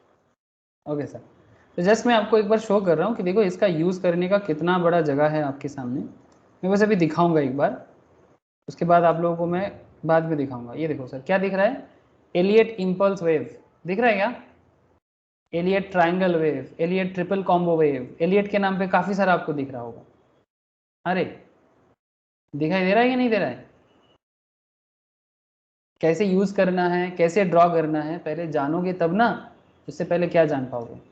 जैसे लास्ट वीक आप लोगों को मैंने फिबोनाची दिखाया था, तो जस्ट एक बार मैं आपको दिखाता हूँ कि कोई भी इसमें जाओ, फिबोनाची में क्या चलता है कि जो मूवमेंट होता है आप उसको परसेंटेज वाइज डिनोट कर सकते हो, ठीक है। अगर आप किसी मूवमेंट को, किसी एरिया का, किसी पर्टिकुलर ट्रेंड को अगर आप देखना चाहते हो तो फिबोनाची में सिंपल, पहले ये लाइन मैंने यहाँ पर ड्रॉ किया, मैं फिर से बाद में दिखाऊंगा, बस एक बार जल्दी में दिखा रहा हूँ, ठीक है। यहाँ पर आपको फिबोनाची दिख जाएगा, ये देखो क्या दिखा, फिबोनाची रिट्रेसमेंट। ये मैं जीरोधा में कर रहा हूँ, आप स्टॉक्स, पेटीएम, हर जगह में जिनका भी टेक्निकल अच्छा प्लेटफॉर्म है आपको दिख जाएगा। अब यहाँ पर मैं क्या करूँगा, इस पर्टिकुलर जोन में मैं आपको ये देखो फिबोनाची को जस्ट पुट किया, जैसे देखो पुट किया मैंने यहाँ पर, वो जो परसेंटेज काम करता है ना, ये देखो सब परसेंटेज आ गया, 61.8%, 50%, 38.2%, 23.6%, जो बेसिकली फिबोनाची सीरीज का सब परसेंटेज है। हाँ, याद आ रहा होगा आपको, अगर फिबोनाची भूल गए तो एक बार याद करना पड़ेगा, ठीक है। तो very simple concept sir, I will discuss again, ठीक है। मैं भी थोड़ा सा एलियट वेब में फोकसफुल हूँ, इसलिए मैं आपको ज़्यादा मतलब ड्राइंग्स वगैरह में ध्यान नहीं दे रहा हूँ, ठीक है। तो मैं बाद में फिर से दिखाऊंगा। ओके विक्रांत, तो पूछ रहा था इसलिए मैं थोड़ा सा दिखाया कि इस तरह से हम लोग हर चीज़ का यूज़ कर सकते हैं। But before that we have to know क्या है, कैसा है, किस लिए काम करता है। You have to know background first, after that you can use this. अच्छा, एलियट वेव थ्योरी में आपको मैं जस्ट एक चीज़ बताना चाहूँगा कि ये Elliott wave theory Dow theory से ही इंस्पायर्ड है। ये डाउ जोन्स का जो थ्योरी है उसी से इंस्पायर्ड है, लेकिन ये कुछ वेव बनाया, ठीक है, इन्होंने कुछ वेव बनाया। तो इनका जो वेव है ये कैसे बनाया, क्या कॉन्सेप्ट है, जैसे मैं आपको बोल रहा था ना कि समुद्र का जो वेव होता है कुछ वैसा ही। Ralph Elliott formulated Elliott wave theory in 1934. This theory was based on analysis of 75 years stock price movement. 75 साल का stock price movements and charts देख के उन्होंने बनाया था, 75 साल पुराना, मतलब बेसिकली हिस्ट्री। आपको पता है ना, टेक्निकल के स्टार्टिंग में ही मैं आपको बोल रहा था, history tends to repeat itself. History अपने आप को बार बार दोहराता है, हिस्ट्री अपने आप को बार बार दोहराता है। History tends to repeat itself. जो पहले हुआ है वो फिर से होगा, जो आज हो रहा है वो कल फिर से हो सकता है, और होगा, हो सकता है नहीं, होगा। जैसे ये दुनिया अगर जन्म हुआ है, इस दुनिया का एंड भी होगा और फिर से इस नया दुनिया का जन्म भी होगा। हकीकत है सर, मानो या ना मानो। आप जो चीज देखे नहीं हो, कई बार हम लोग ऐसे बोलते हैं कि मैंने देखा नहीं तो मैं विश्वास कैसे करूं। तो कोई एक जन ऐसे पूछ रहा था कि क्या तुमने कभी फॉरेन गया, जैसे मानो कि यूएसए कभी गया आपने, तो जवाब देता है नहीं। तो फिर क्या बोलोगे कि क्योंकि तुमने अपने आंखों से नहीं देखा तो क्या मानते हो, यूएसए नहीं है? तो बंदा चुप हो गया, ठीक है। तो एक्चुअली पूछा था क्या तुमने भगवान देखा, मतलब बहुत लोग बोलते हैं ना मैंने भगवान देखा, तो कोई बोलता है कि मैंने नहीं देखा तो मैं कैसे मानूं कि भगवान है। हाँ सर, गॉड, भगवान, अल्लाह, जो भी नाम लो। तो एक जन पूछता है कि, वो बोलते कि मैंने देखा लेकिन तुम्हें भी दिखा सकता हूं अगर तुम ऐसा सोचोगे तो बोलता है कि मैं विश्वास नहीं करता। बेसिकली ये रामकृष्ण और विवेकानंद का बीच का बात है, ठीक है। विवेकानंद ने पूछा था रामकृष्ण परमहंस को, ठीक है, दक्षिणेश्वर का जो पुजारी थे और विवेकानंद जी का गुरु, तो उन्होंने पूछा था कि क्या आपने भगवान देखा, तो रामकृष्ण परमहंस ने बड़ा हंसी से, मतलब मजाक से जवाब दिया था कि मैंने भी देखा है और तुझे भी दिखा सकता हूँ। तो विवेकानंद बहुत जोर का हंसा था। कॉन्वेंट पढ़ाई किया, स्कॉटिश चर्च कॉलेज का स्टूडेंट था सर, इंग्लिश एजुकेशन में बड़ा हुआ, इतना हंसी हंसा था, बोले पागल है, सभी उनको पागल बोलते थे। फिर एक दिन विवेकानंद को क्या किया, गंगा जी में डुबाया, दक्षिणेश्वर के डुबा के बोला छोड़ ही नहीं रहा है, एकदम सर जगा के पानी के अंदर गाड़ दिया। तो फिर कुछ देर बाद जब सांस जाते जाते हालत बनता है, तब उनको उठाते हैं और फिर पूछते हैं अब बता कैसा लगा। और ऐसा कोई करता है अगर मैं मर जाता तो बोलता है जिस दिन भगवान को देखने का ऐसा इच्छा होगा ना उस दिन भगवान भी दिखाई देगा। कुछ समझ में आ रहा है सर बात? स्पिरिचुअल बात नहीं कर रहा हूं आप लोगों से, कहना ये चाहता हूं कि कुछ चीजें चाहने से देखने को मिलता है, बट सवाल यही है चाहे वो भगवान देखना हो, स्पिरिचुअल सीकर्स हो आप, या फिर स्टॉक मार्केट में प्राइस मूवमेंट ढूंढने वाला, concept is same in every case. बस आपके अंदर वो सीकर्स वाला बात होना चाहिए। सीकर समझते हो ना, जो सच्चाई ढूंढता है। जैसे एलियट वेब ने सच्चाई ढूंढने के लिए 75 साल का हिस्ट्री ढूंढ लिया था। हाँ सर बोलो, कुछ कहना चाहते हो या समझ में आ रहा है?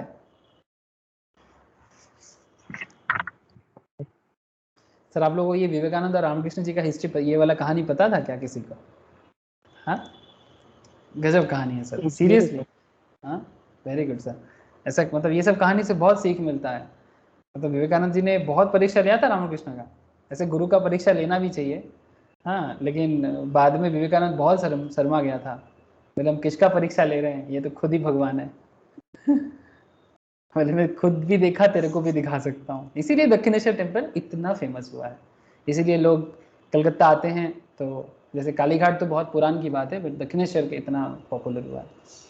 तो एलियट वेब ने 75 साल का हिस्ट्री ढूंढ रहा है, ठीक है, और बता रहा है कि from his studies he defined price movement in terms of waves. Accordingly, this theory was named Elliott wave theory. Elliott found that market exhibited certain repeated pattern or wave. Market में कुछ रिपीटेड पैटर्न बार बार होता है, ये उसने देखा। ठीक जैसे अगर आप समुद्र किनारे खड़ा रहोगे ना, समुद्र का हिस्ट्री से पता चल जाएगा कि ये वाला समुद्र में कितना ढेउ आता है, कितना ऊंचाई तक होता है, क्या रे पता चलेगा कि नहीं चलेगा? जैसे अगर आप दीघा में जाते हो और पुरी में जाते हो, जो लोग दीघा और पुरी को सालों से देख रहा है, दे नो कि दीघा में मैक्सिमम एक वेव का हाइट कितना जा सकता है, सबसे मिनिमम हाइट क्या होता है, पुरी में एक सबसे मैक्सिमम वेव क्या होता है और सबसे मिनिमम वेव क्या होता है। इज इट पॉसिबल कहना, दीघा और पुरी में जो काफी सालों से रह रहा है? Is it possible sir? बोलो ना। यस सर, ये ऑब्जर्वेशन से एकदम पॉसिबल है, 100% पॉसिबल। तो एग्जैक्टली वैसा ही पॉसिबिलिटीज स्टॉक मार्केट वेव में, एलियट वेव ने 1934 में, मतलब डाउ के ऑलमोस्ट 30 साल बाद, 30-35 साल बाद ये वाला चीज ढूंढने का कोशिश किया। Accordingly, this theory was named Elliott wave theory. Elliott found that market exhibited certain repeated patterns or waves. As per this theory, wave is the movement of the market price from one change in the direction to the next change in the same direction. पहले एक बार होगा, फिर कुछ देर बाद same direction में और एक बार होगा। इट्स लाइक समुद्र का जो वेव है वैसा, एक बार वैसा छलान मारा समुद्र का ढेउ, फिर कुछ देर बाद वैसा वाला फिर से कुछ देर बाद करेगा। These waves are resulted from buying and selling impulses emerging from the demand and supply pressure on the market. Market का जो डिमांड सप्लाई प्रेशर है वो बार बार एक ही तरह का काम करता है, और उसके कारण बार बार प्राइस में सिमिलर काइंड ऑफ वेव्स का मूवमेंट दिखता है। इसको उन्होंने वेव्स का नाम दिया, मतलब मार्केट में डिमांड सप्लाई का प्रेशर मूवमेंट। ऐसे समुद्र में जो वेव्स क्रिएट होता है वो भी प्रेशर के कारण होता है। इसका साइंटिफिक रीजन कभी बात करूंगा आपसे। Depending on the demand and supply pressure, waves are generated in the price. ये वेव्स ही प्राइस में बदल जाते हैं। As per this theory, waves can be classified into 2 parts. Waves को 2 हिस्सों में बांट सकते हैं, ठीक है। एक को कहते हैं सर इंपल्सिव पैटर्न्स, दूसरे को बोलते हैं करेक्टिव पैटर्न्स। मार्केट का जो करेक्शन होता है ना, ये करेक्टिव पैटर्न से एलियट ने डिफाइन किया कि मार्केट कैसे करेक्ट होता है और करेक्ट के बाद प्राइस कहां से कहां तक पहुंच सकता है। तो इंपल्सिव पैटर्न क्या है? This is called basic waves also. Impulsive pattern क्या है? 2 मिनट सुन लो sir. What is impulsive pattern? Sir in this pattern there will be 3 और 5 वेव्स। एक साथ 3 या 5 वेव्स को लिया जाता है। सर वेव्स क्या हो गया? अरे स्टॉक का मूवमेंट, मैं वेट कर जाओ दिखाता हूं। इन ए गिवन डायरेक्शन, गोइंग अपवर्ड और डाउनवर्ड, या तो डाउन मतलब बुलिश मूवमेंट या तो बेयरिश मूवमेंट, मतलब समथिंग लाइक इस तरह का, कुछ इस तरह का। मतलब ये जो मूवमेंट है ना, ये क्या मूवमेंट है? This is a bullish movement. थोड़ा डाउन होता है बट अल्टीमेटली अप होता है, थोड़ा डाउन होता है बट अल्टीमेटली अप ट्रेंड होता है, ठीक है। तो 3 और 5 waves in A given direction. Given direction या तो गोइंग अपवर्ड या तो going downward. These waves shall move in the direction of the basic movement. This movement can indicate bull phase or bear phase. This is called impulsive patterns. You have to find out this. And second is a corrective patterns. ये क्या होता है? This is called reaction wave. Basic waves and reaction waves. ये reaction क्या है? These three waves are against the basic direction of the basic movement. मतलब जिस movement में ये जा रहा है ठीक उल्टा डायरेक्शन में बीच बीच में आपको करेक्ट करेगा.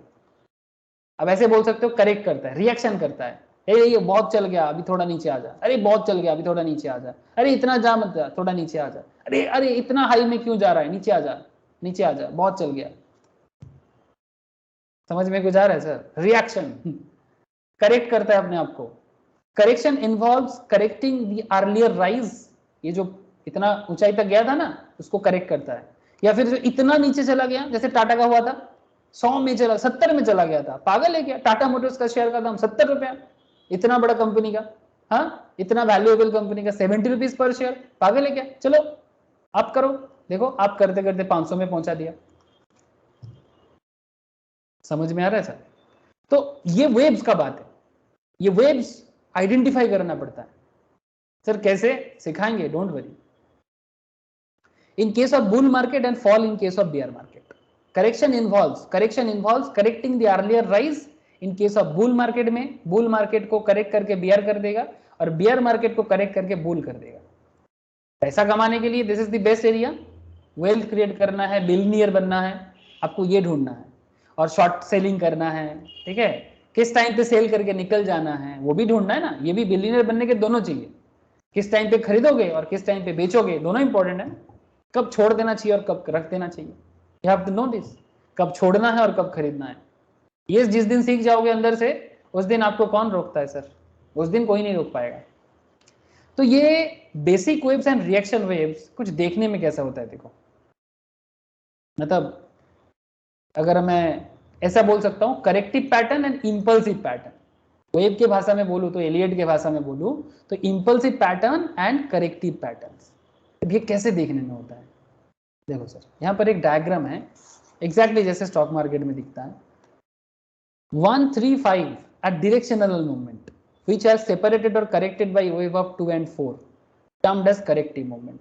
ऐसा देखने में होता है सर. Just look here. दिखाई दे रहा है क्या? हेलो, दिख रहा है आप लोगों को? है दादा. ये देखो वेव 1, वेव 2, वेव 2 नीचे ला दिया, वेव 3 में फिर से टॉप मूवमेंट, फिर वेव 4 में फिर से करेक्ट हो गया, फिर वेव 5 में फिर से आपको अप ट्रेंड किया. तो अब देखो ये 1, 3 एंड 5 ये आपको अप ट्रेंड कर रहा है. But wave 2 this is a correctional movement, this is also correctional movement and इसके बाद फिर से हो सकता है. तो ये चीज एलियट ने बेसिकली ऑब्जर्व किया, वो भी 75 इयर्स का पुराना data set. This is also called complete cycle concept. ये एलियट वेव का एक साइड भी है, आप चाहो तो एलियट वेव साइड में जा सकते हो. ये एक्चुअली मैं आपको जहां से पढ़ा रहा हूँ currently, this is from institute of chartered accountants of India. India का जो फाइनल लेवल में पढ़ा जाता है, ठीक है, तो वहां से पढ़ा रहा हूँ. तो वो लोग ये सोर्स को भी बता के रखा है सीए इंस्टीट्यूट वाले. तो एलियट वेव का एक साइड भी है, आप वहां पर जाके एलियट वेव के बारे में और डिटेल्स जान सकते हो. ठीक है, ऐसे मैं एलियट वेव के बारे में और बताऊंगा आप लोगों को. बट अगर आपको और जानकारी लेना है आज के बेसिक नॉलेज के बाद, you can visit Elliott wave website elliotwave.net and आप वहां जाके अपना जानकारी और प्राप्त करो और नॉलेज लो. जितना बड़ा बनना चाहते हो बन जाओ, ठीक है. लेकिन यहाँ पर देखो सर कंप्लीट साइकिल क्या है. As shown in the following figure 5 wave impulses is following by a 3 wave correction. 5 wave में 3 बार करेक्शन है. 5 इम्पल्स में मतलब बेसिक मूवमेंट में, बेसिक इम्पल्स में 3 बार करेक्शन हुआ है. ये देखो वेव 1 में, वेव 2 का करेक्शन, इसमें देखो ये देखो वेव 3, वेव 5 एंड उसके बाद देखो ये देखो ए, बी एंड सी, ये 3 बार करेक्ट किया. मतलब ये जो 5 बार मूवमेंट लिया था, ध्यान से देखना sir, impulsive numbered phase and this is called corrective lettered phased. impulsive number में दिया गया जैसे 1, 3, 5 और करेक्शन का अगर मैं ओवरऑल करेक्शन बताऊं आपको A, B, C. देखो डाउन गया, फिर थोड़ा सा, फिर नीचे, मतलब सर्टेनली डाउन नहीं हुआ, ठीक है। ये नॉर्मल मार्केट में ऐसा चलता है। मार्केट में कभी किसी कारण से बहुत भयंकर न्यूज होता है ना, तो एकदम सटाक से नीचे गिरा देता है, वो that's exceptional cases sir. Normal case में ऐसा नहीं दिखेगा आपको, ठीक है। तो ये जो कंप्लीट साइकिल का बात है, ये complete cycle consist of waves made up of two distinct phases, this is called bullish and bearish phase. On completion of full one cycle, एक साइकिल कंप्लीट हो जाए, टर्मिनेशन ऑफ 8 वेव्स मूवमेंट, मतलब ये 5 बार movement करके up होना and उसके बाद 3 बार down movement करके नीचे आना। तो ओवरऑल कितना हो गया 5 + 3, मतलब ए बी सी ये हो गया आपका लेटेड फेज में डाउन का करेक्ट करना, और ये हो गया आपका अप ट्रेंड करना, ठीक है, अप टू 1 2 3 4 5 करके अप ट्रेंड करना। तो basically termination of 8 waves movement ये एक कंप्लीट साइकिल है। ये साइकिल कंप्लीट होने के बाद फिर से न्यू साइकिल स्टार्ट होगा, फिर से अप, फिर से डाउन, फिर से इस तरह का होगा। The fresh cycle start with similar impulses arising out of market trading. तो एक सच्चा नॉलेजेबल इन्वेस्टर्स, नॉलेजेबल ट्रेडर इस तरह का मूवमेंट के लिए रेडी रहेगा। You have to always ready and fresh movement के लिए, फ्रेश मूवमेंट में रेडी रहो, तो आपको एक्चुअली समझ में आएगा कि करना क्या है। तो ये है एलियट वेव का बेसिक बात। बोलो सर, समझ में कुछ आ रहा है?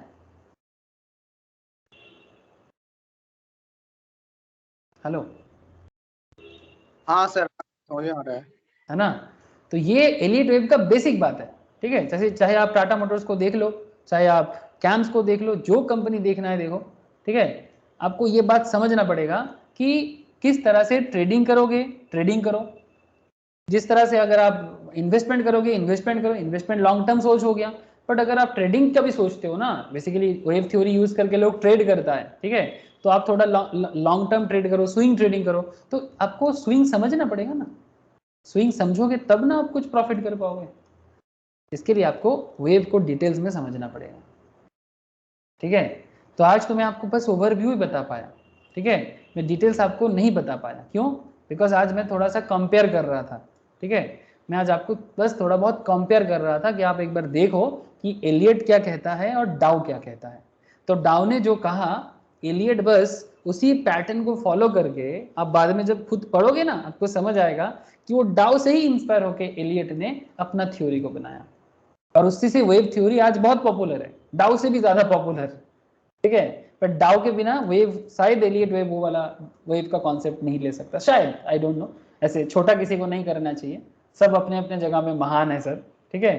तो ये रहा। तो नेक्स्ट क्लास में हम लोग क्या करेंगे सर, डाउ थ्योरी को डिटेल्स में जानेंगे, ठीक है, और इसका प्रैक्टिकली कैसे इसको फॉर्म करना है वो भी आपको बताएंगे, ठीक है। और फिर आप लोगों को मैं एलियट का भी डिटेल्स में और बात करूंगा, ठीक है, और तब जाके आप लोगों को टेक्निकल एनालिसिस डिटेल्स में समझ में आएगा, ठीक है।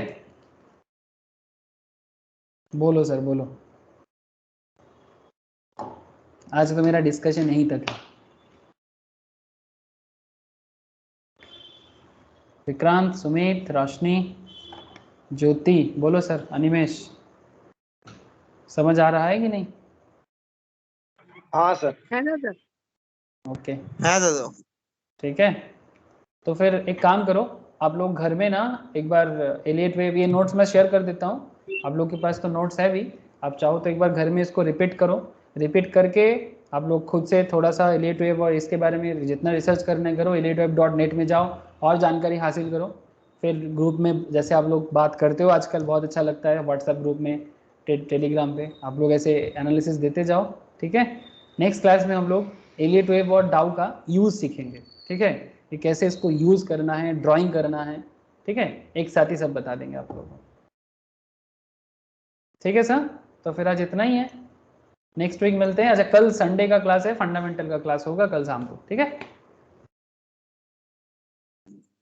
ओके दादा, ओके, गुड नाइट। टाटा, फिर गुड नाइट सर। राखी दादा, good night. Okay, tata tata sir, bye.